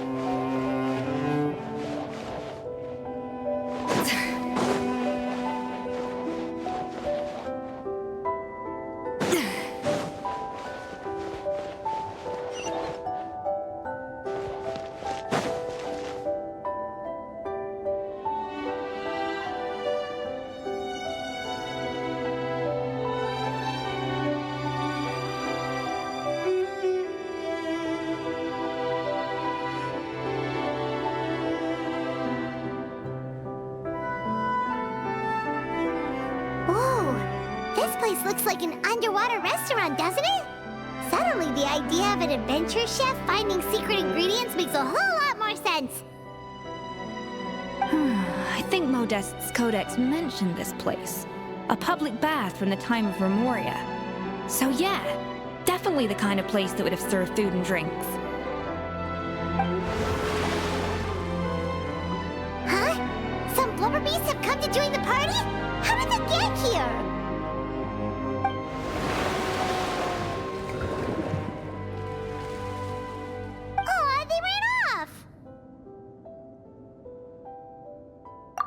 That could be easier said than done. Something's blocking the entrance. Well, did Modeste mention it in his adventure logs by any chance? They must have gotten through somehow. Good point. Yes, that's right. It's coming back to me now. We prepared a banquet for our shy little guests, and as the food flowed away on the current, they broke into a joyous chorus, and the path opened to us. We have to feed the blubber beasts? With what? There's nothing here besides rocks, romaritime flowers, and lumitoile. See, this is why you should always bring snacks. You never know when you're gonna need them. Now we have to head all the way back to shore and grab some. There is no time for that. Romaritime flowers and lumitoile will have to do. They may not look appetizing to us, but who knows? They could be blubber beast delicacies. Wait, we're seriously gonna try this?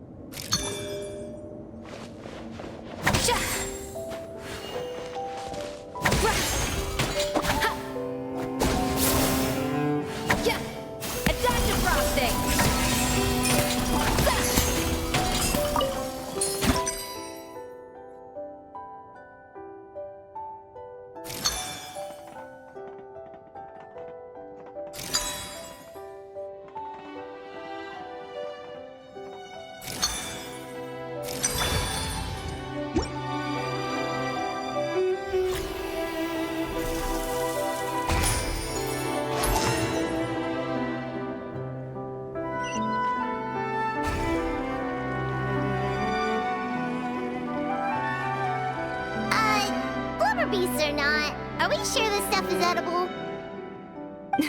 Trust me, they'll love it. Oh, good question. If we try to put them in the pool, we'll probably just scare them off again, and who knows how long they'll be gone. Yes, we can't afford to wait for them to double back. Oh, what was it that Modeste said again? Something about the food flowing away on the current.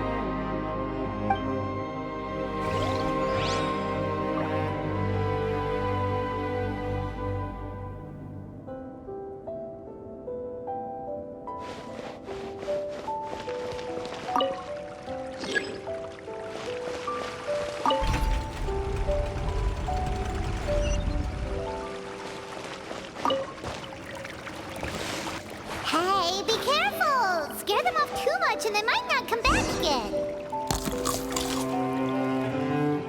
Wow, it's really singing! It must taste better than Paimon thought.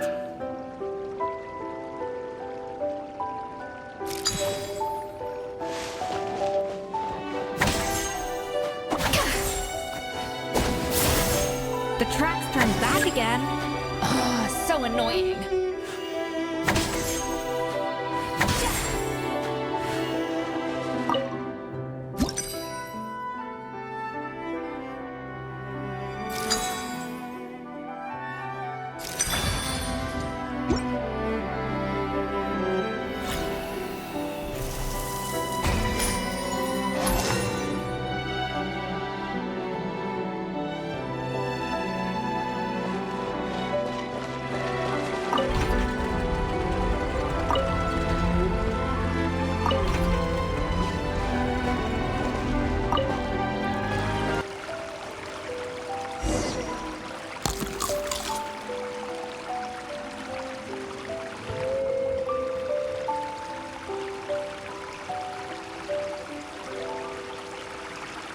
Hey, it's open!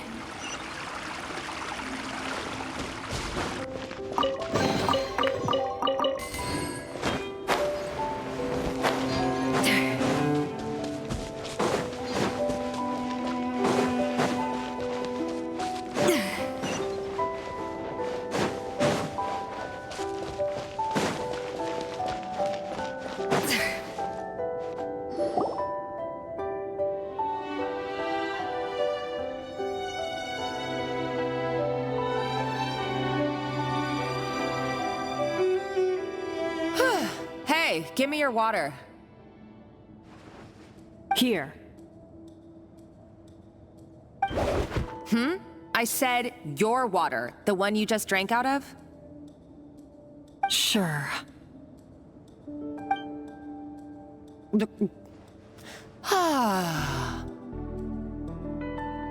All those years slaving away under Escoffier, and then you. Today, it's finally paying off. Not only have I found the ruin that Savelli kept hidden, but I also get to boss you around like my little lapdog. Hey, go scout ahead for me. If we need to do any more blast tunneling, I want to know where to lay the explosives. Did you not hear me? Get going. Why don't you do it yourself? Oh, when did you learn to fight back? You're always so compliant when I give you instructions by letter. That's because you threatened to expose me for the Lumiline incident. I swear, if I'd known what you were planning, I'd never have... Ha! Don't be so self-righteous. Admit it, you've always been jealous of Escoffier. That's why you lapped up everything I told you. You were terrified of her finding out about your part in the Lumiline incident, and you resented the way her reputation hung over you. So you jumped at the chance to convince yourself that she was the villain, that she deliberately hid her secret recipes from you just to hold you back. It was the only excuse you needed to justify getting back at her. First, idolization, then jealousy, suspicion, and self-deception. That's what this comes down to. It was the same story with Savelli and my ancestor. He offered Modeste his friendship only to murder him out of vanity. He promised to explore the world with him, only to later destroy all records of their adventures. It's a miracle I even found this place. You have no idea the countless hours I spent piecing it all together. So you see, you're no better than Savelli. If you can't beat him, betray him, right? I am no Savelli, nor will I ever be. Oh, put a lid on it. You really think you can absolve yourself of your vindictive and jealous behavior now? Just because you finally realized that Escoffier never kept any secrets from you? You didn't show any remorse when she left, or in the cooking contest. Why start now? You have no right to redemption. You're right. I don't deserve her forgiveness. But I am done being bullied into submission by you! Ooh, feisty. But you should watch your tone. Talking to me like that could get you in big trouble. I somehow doubt that, since I poisoned both our water bottles. What? Ever since I learned the truth, I've been biding my time, waiting for this moment. You've played me like a fiddle for so long, and now this is payback! But you drink it too! It's what we both deserve. This is the price we must pay for betraying Escoffier. You'll die here with me, Monica! You.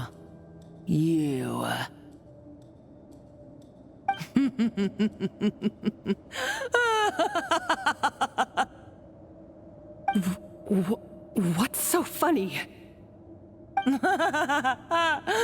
Oh, you're too much. I thought I'd play along for a bit just to amuse myself. You gave a very rousing performance. I saw your dumb plan a mile off. There's no poison in these bottles, just clean, fresh water. No. Revenge is a dish best served cold, you know? Did you really think your half-baked plot would fool me? You're a lousy chef, and you make a lousy villain, too. A complete waste of space. No wonder you never amounted to anything. Everything I ever did was a failure. And now, I failed again, for the last time. Hey, why don't you try your hand at being a comedian in your next life? You got a good laugh out of me. But now the show's over. You should have just done like I asked, Savannah. All I wanted you to do was scout the ruins for me. But you had your chance, and now it's time to say goodbye. Stop right there! Let her go, Monica! We've got you surrounded! Escoffier? Ugh, looks like I'll have to keep you around for a little longer. You can't! Stay back if you want her alive! Escoffier and the Traveler. I can't take you both on in combat, but if you so much as flinch, I can end Savannah's life in a heartbeat. Monica, what are you hoping to achieve by this? You're about to commit murder, and for what? A recipe? A recipe? You chefs are all blinded by your myopic focus on kitchen affairs. Well, some of us actually have bigger fish to fry. Modeste had a secret. The truth behind his so-called genius, the je ne sais quoi factor in his Gâteau de Bourg, and it's right here in these ruins. Are you serious? You're here because of a Gâteau de Bourg obsession? You've gone completely mad! I couldn't care less about the cake itself. No, the real treasure is the secret ingredient that Modeste sourced from these ruins. He and Savelli were fools. A priceless treasure of Remoria in the palms of their hands, and they thought, ooh, this would go great in our cake mix. We're talking about a powerful stimulant that also sharpens the senses. That's no cooking ingredient. It's a groundbreaking drug.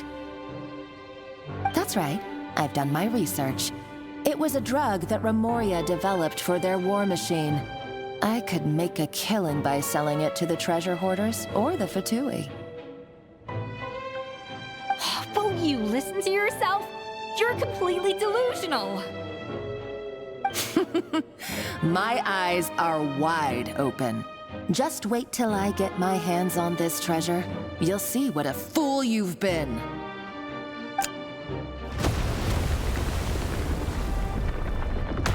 Wait, what's that sound? Just when I thought she couldn't get any crazier.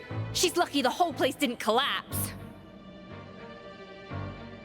Uh-oh, Savannah's gone too! Monica must have taken her. Oh, what a coward. She's only taken her hostage because she knows that she's no match for you. That's true.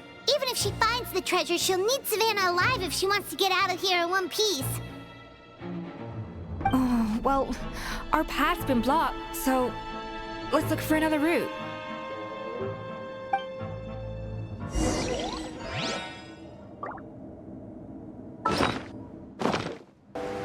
The water looks pretty deep here. Maybe it leads somewhere.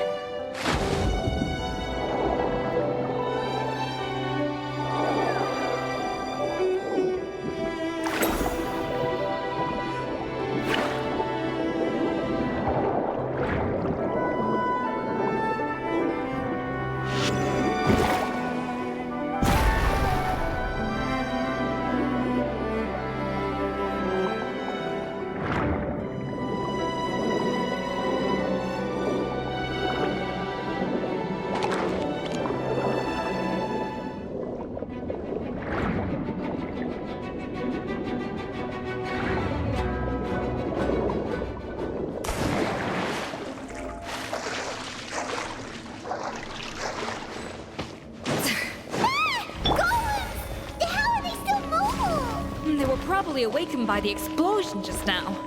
All right, Knife Skills 101. Time for some rough chopping.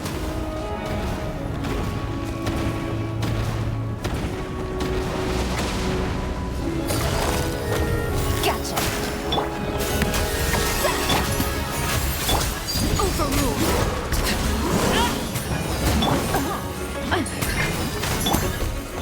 Stabilize.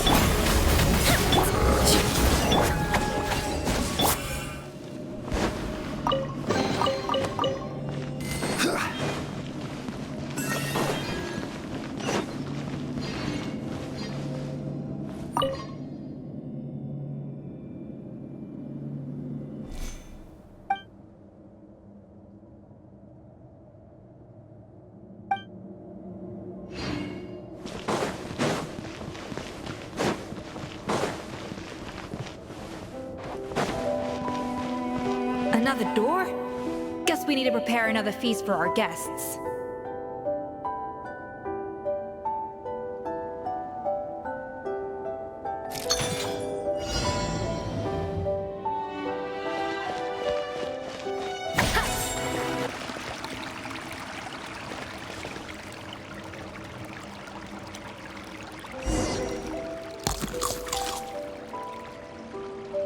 It seems to really like the texture of Rome maritime flowers.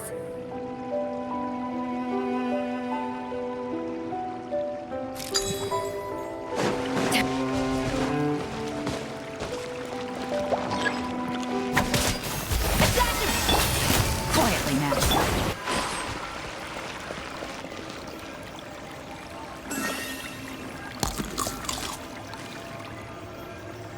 I never knew you could process Lumitol like that. All right, I've got to jot this down. Lumitols and maritime flowers. This could open the door to a whole new world. Yep, that's literally the plan. Wait, hold on. Which door are you talking about?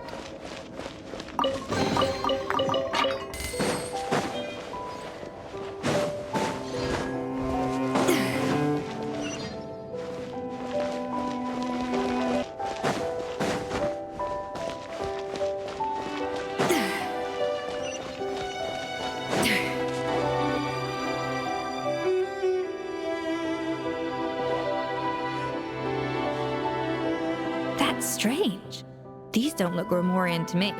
More like last century Fontaine.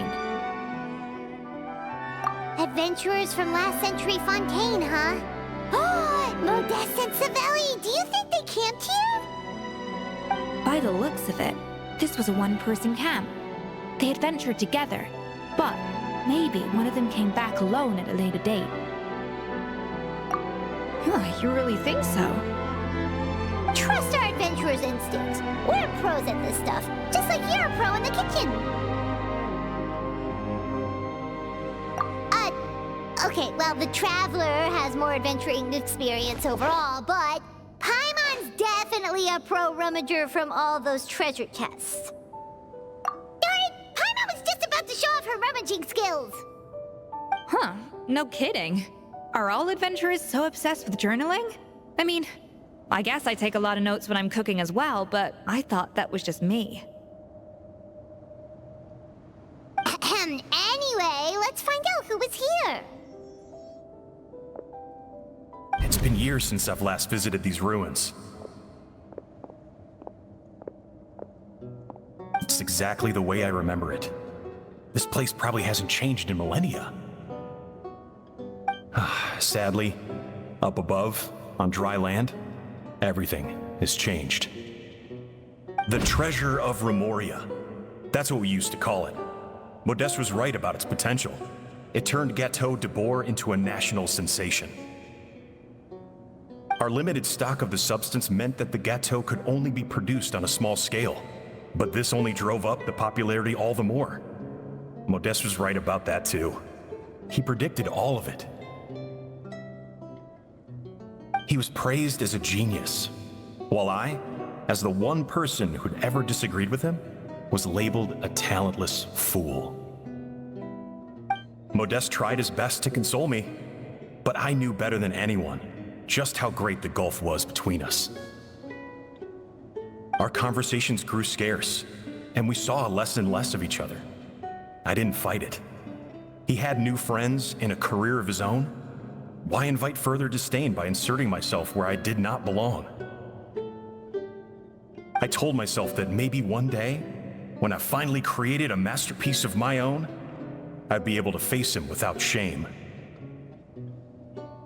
Or maybe one day, when I've put these feelings of self-loathing behind me, I'd be able to ask him with a smile on my face, how about we go on one more adventure, for old time's sake? Unfortunately, that day will never come. So it was Savelli. From the sounds of it, he came back after Modeste had already died. I always thought it was just a legend. But if it's true, then this must be the place where they found their secret ingredient, the birthplace of Gateau Debord. In that case, what does that say about the death of Modeste?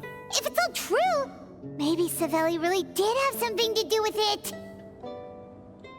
The taste of Gateau Debord has changed. Modeste was convinced of this, even though everyone swore they couldn't tell. Being the perfectionist that he was, he refused to accept even the slightest flaw in his work. He stopped all sales of the product, locked himself away in the kitchen, and worked day and night, vowing to find out where he had gone wrong. But as he baked and taste tested over and over again, he found he only strayed further and further from the original taste. It was only when he was sipping on coffee one day and realized he could not taste the bitterness that the truth finally dawned on him. What had changed was not the Gateau, but his sense of taste. The treasure of Remoria stimulates the senses, taste included, and invigorates the spirit. In the short term, it offers people the ultimate gourmet experience, but in the long term, it dulls their senses entirely. In hindsight, it made perfect sense. After all, why would a culture that sought liberation from the constraints of their bodies care for the loss of their senses? But we realized it too late. We were just too late. Over the course of his many culinary experiments, Modeste exhausted the remaining supply of the treasure of Remoria. He consumed it all himself. The finest culinary talent of his generation now faced a future in which he would never be able to taste anything ever again. Finally, in despair, he took his own life. And because we had become estranged, I could not be there to stop him, to offer some words of comfort, or even to say goodbye. Yet despite everything, he sent me his final letter.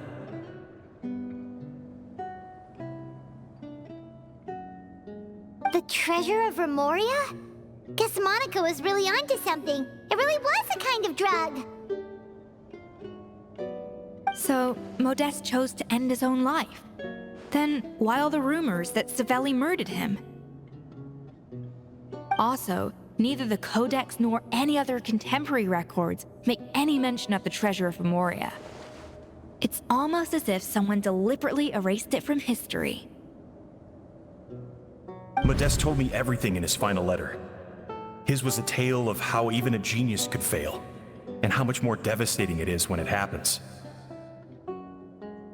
Did he hope I would gain some personal catharsis from knowing the truth? Or maybe he wished for me to warn the public about the dangers of Gateau Debord, proving that I had been right all along. But if the public ever learned how Modeste's greatest triumph became his undoing, his fall from grace would be swift and merciless. 1 minute a genius, the next a joke. It would surely spell the end for his restaurant too. What would be his legacy then? How would future generations view everything we built together? I fear the scorn I have faced these last years would pale in comparison to the scorn shown to him by the history books.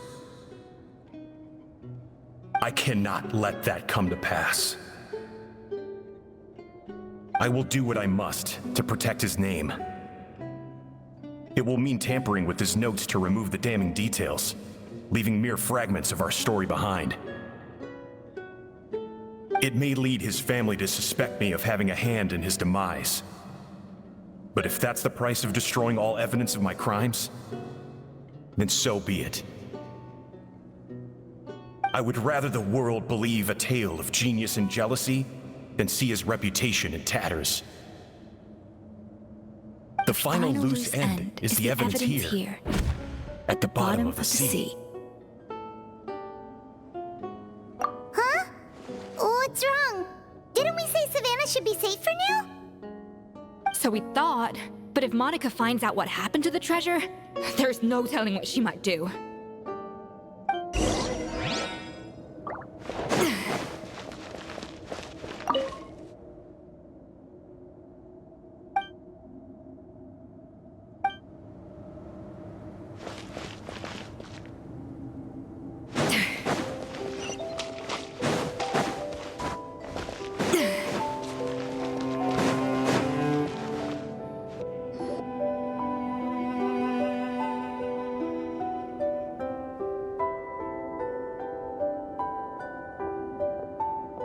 Treasure of Remoria, I have found you at last.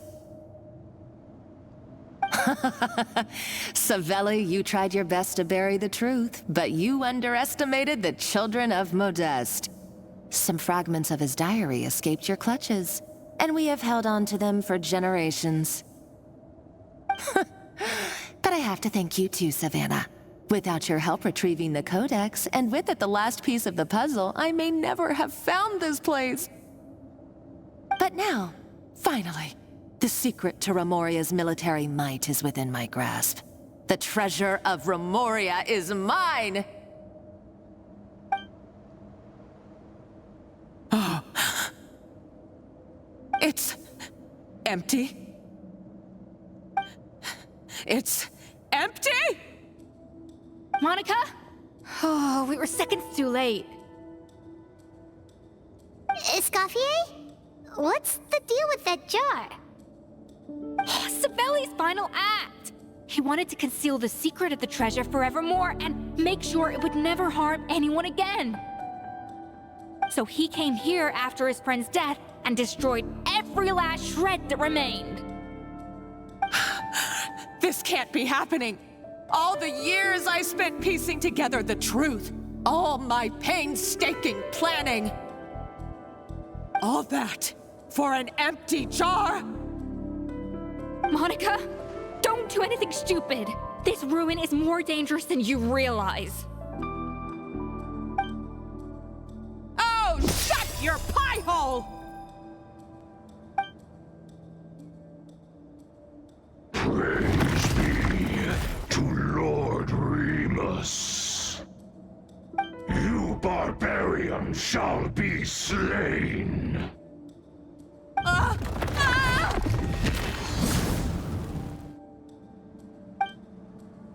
She's a nutcase! A liability to herself and everyone else! Well, now it's up to us to clean up the mess she's made. Take these golems out!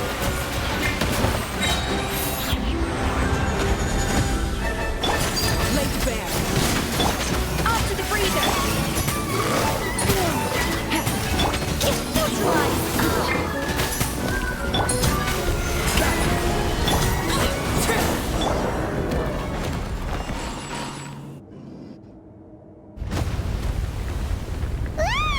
Why is this place still shaking?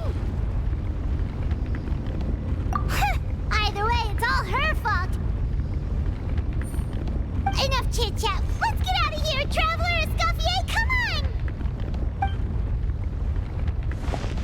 on! Okay, I'm coming. Oh, no, you don't. If I can't get what I want, neither will any of you. I've got nothing to show for my life's work so far. But if I can take another so-called genius down with me in my final moment, then it was all worth it. You're a psycho!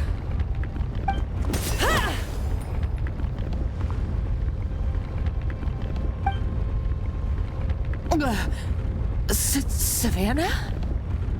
Oh, when did you wake up?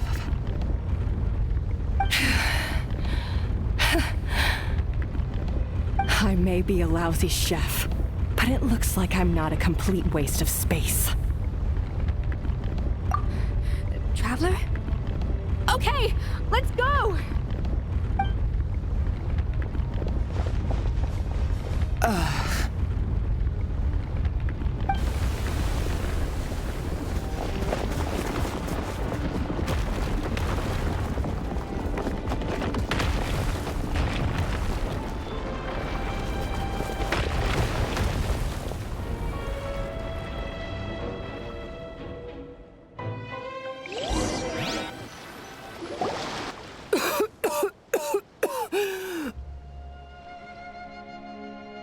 Escoffier! Savannah! Traveler! And Paimon! Venegem! What are you all doing here? What did you expect us to do? Stay at the restaurant and sit on our merry derrieres while the Traveler and Escoffier were out here risking their lives? We had to do something, even though that something ended up being, well, waiting for you here instead. I don't deserve any of you. And I certainly don't deserve to be your head chef. It was my fault Escoffier had to leave. Then I couldn't live up to her standards. I acted like a tyrant in the kitchen. And now I almost got myself killed. Come back, Escoffier. Come and be our head chef again. I'll never be able to replace you. Okay, so everything I said to you the day I left, it just went in one ear and out the other? Huh? Sorry, I was kinda in my own head at the time. All I could think about was the Lumiline situation. What was it you said again? Forget it. It doesn't matter. Anyway, I didn't leave this job because of you. And you're not nearly as awful a chef as you think. If you were that bad, why would all your staff show up here for you? Escoffier's right. Sure, you nitpick our work and get us to do things over a lot. But when it comes down to it, You're the one who's always doing whatever it takes to make sure the customers get served on time, every time. Things were pretty rough after Escoffier left, and Savannah's the only reason we've been able to make it through. Our customers know that Escoffier doesn't work for us anymore. But the fact is, they keep coming back. If that's not an endorsement of your work, I don't know what is. At the end of the day, we're all human, and we all make mistakes. All we can do is recognize where we get it wrong and do our best to improve. That's all that's humanly possible. No, I get what you're saying, but what I did to Firmin and to Escoffier, it's unforgivable. Well, about that, there's someone else here to see you, Chef. It's been a while, Chef Savannah. Firmin? I'm so sorry. I put far too much pressure on you. And the way I stubbornly refused to go and see you after you fell ill. There's no excuse. But I'm too late, aren't I? The damage is done. I heard that you can't even hold a kitchen knife anymore. Actually, I think I'm going to be just fine. Huh? We thought Firmin's problem was purely psychological in nature. But after the threat letter came to light, it got Firmin thinking. And then he remembered the tea that Monica used to give him every night. And as it turns out, she was lacing it with Lumaline the whole time. No way! Doesn't that cause nerve damage? It can. High doses pose a risk of serious nervous and sensory complications. But if you calculate the dosage carefully, you can control the extent of its effects. A small dose might simply make a person more emotional, whether that means more fragile or more hot-tempered. No wonder it seemed like you'd lost your edge. I asked my friends at the Fontaine Research Institute about it. They said that with the low dose I was taking, the risks are pretty small.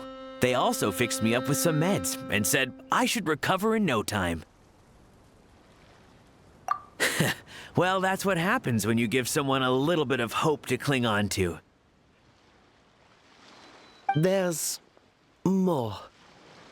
We believe that Firmin was likely not Monica's only victim. You mean she poisoned me too? Oh, so that's why Savannah's been so irritable this whole time! Let's not be too quick to blame everything on the Lumaline. That stuff can only amplify what's already there. So tasty food will seem like the most delicious thing in the world, while food you don't particularly care for will become utterly revolting. So you better make sure you reflect on your behavior and apologize to every single person you've wronged. I will. I'm sorry. There's still one question that's really bugging me. Why is it that no matter what I do, my Gâteau Debord never tastes the same as yours? Is it just... I mean, is it because you're a genius and I'm not?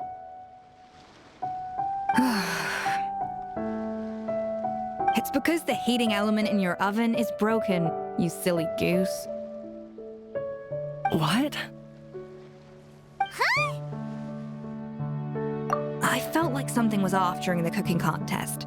Once I got around to checking all the equipment, I noticed it right away. There was a half-degree discrepancy between the temperature setting and the actual temperature.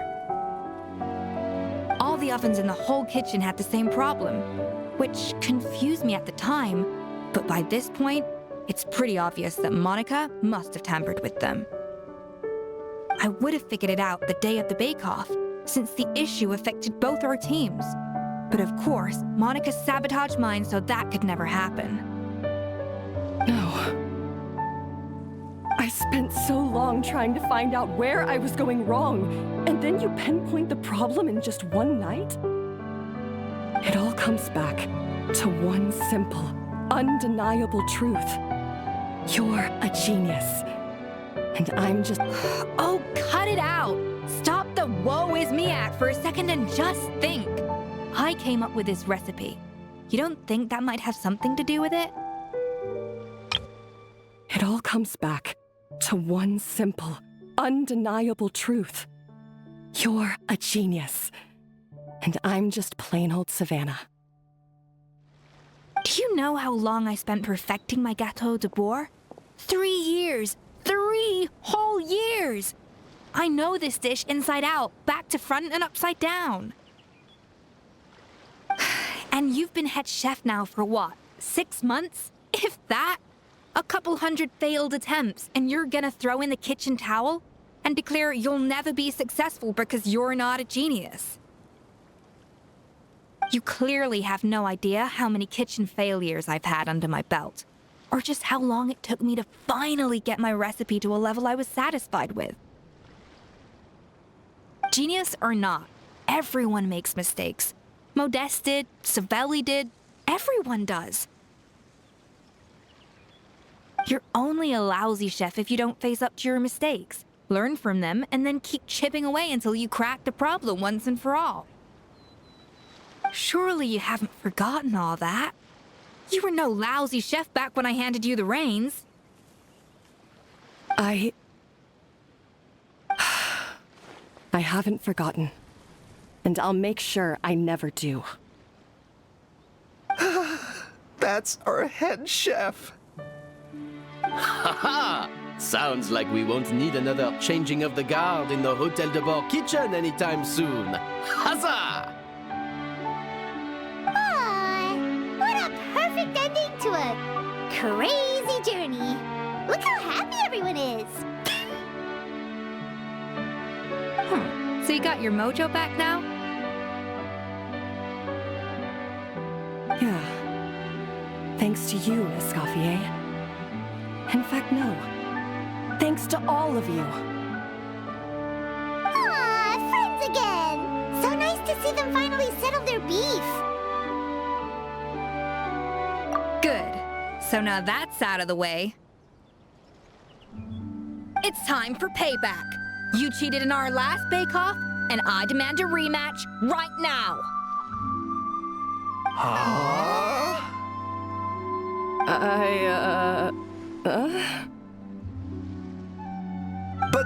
But that was mostly Monica's fault, wasn't it? Right. And also, does it have to be right now? Savannah's only just got her mojo back, and you barely escaped from a death trap. No excuses. This is a cooking contest between 2 top chefs, and nothing will stand in its way. So grab your spatula and get ready, because this rematch is happening today, right now, this instant. Hey, so, this whole time you were salty about losing?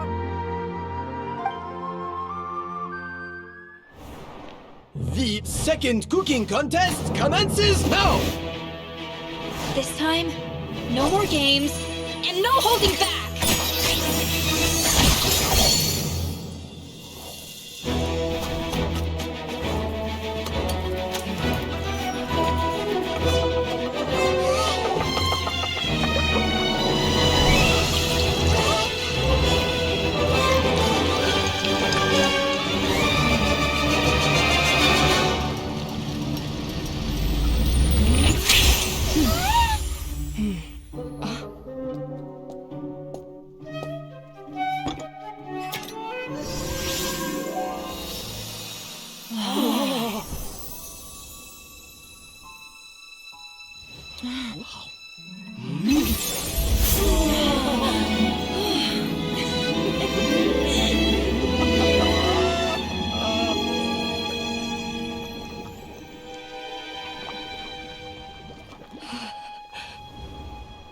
I feel like I don't have the right to be here.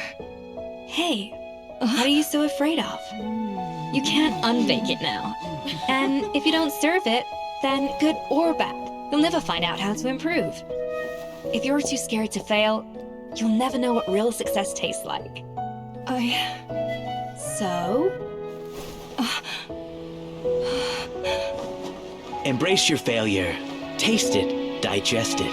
That's the way to success. I don't know. Sounds like it's easier said than done. I'll do it.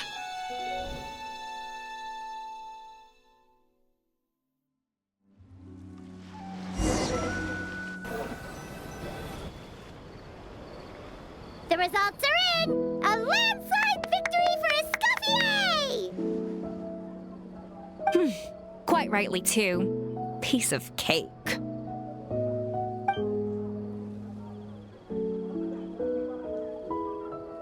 Oh yeah, look at that! Savannah looks pretty chipper too, considering she lost.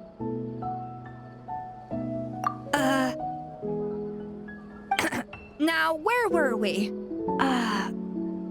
Yes. Do you have any more questions for me after everything that's happened? I thought Navia would have filled you in. And actually, I said all this to Savannah before I left. Although, as we saw, I don't think any of it sank in. I had 2 reasons for leaving. One was the food safety incident, of course, but the other was that the Hotel Debord had reached a point where it didn't need me anymore. So I decided to step down and look for new opportunities to improve myself. Improve how? Well, a while back, I got to know a fellow chef from Liyue, and in her, I saw so many new possibilities. She has that same adventurous spirit that Modeste and Sibeli had in their youth.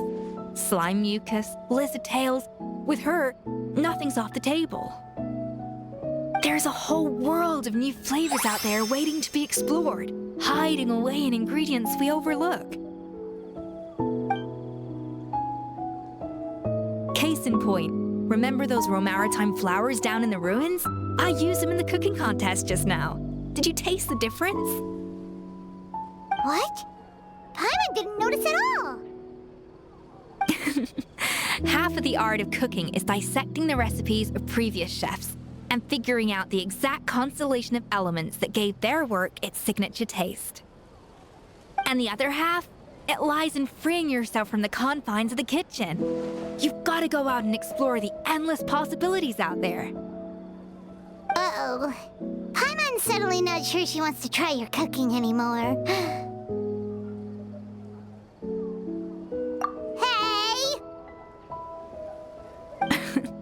Don't worry, it's not gonna be a free-for-all like in Modeste's time.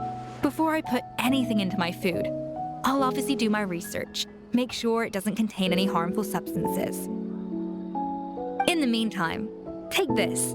It's a recipe for Petit Gâteau de Bourg revised version. I tweaked it to suit your needs as busy adventurers. Hope you enjoy, and remember, feedback is always welcome. All right! So, do you ever see yourself returning to Hotel Debord? Oh, of course. I've already promised Vanishem that I'll come back every once in a while to make sure the quality of the food remains at an acceptable level. You know, Paimon's still a little disappointed that we never got to see the treasure of Remoria. Surely Monica wouldn't have gotten drawn in so deeply if it wasn't for all the mysteries surrounding the original Gâteau de Bourg. She practically dedicated her life to finding the lost pieces of Modeste's diary, then went to all that trouble to infiltrate the Hotel de Bourg. And in the end, it was all for nothing. Since you mentioned the treasure, between Modeste's writings and what we saw in those ruins, I think I may have figured out the truth. The so-called treasure of Remoria was most likely a substance that the Remorians extracted from Lumitoiles, better known to us as Lumiline.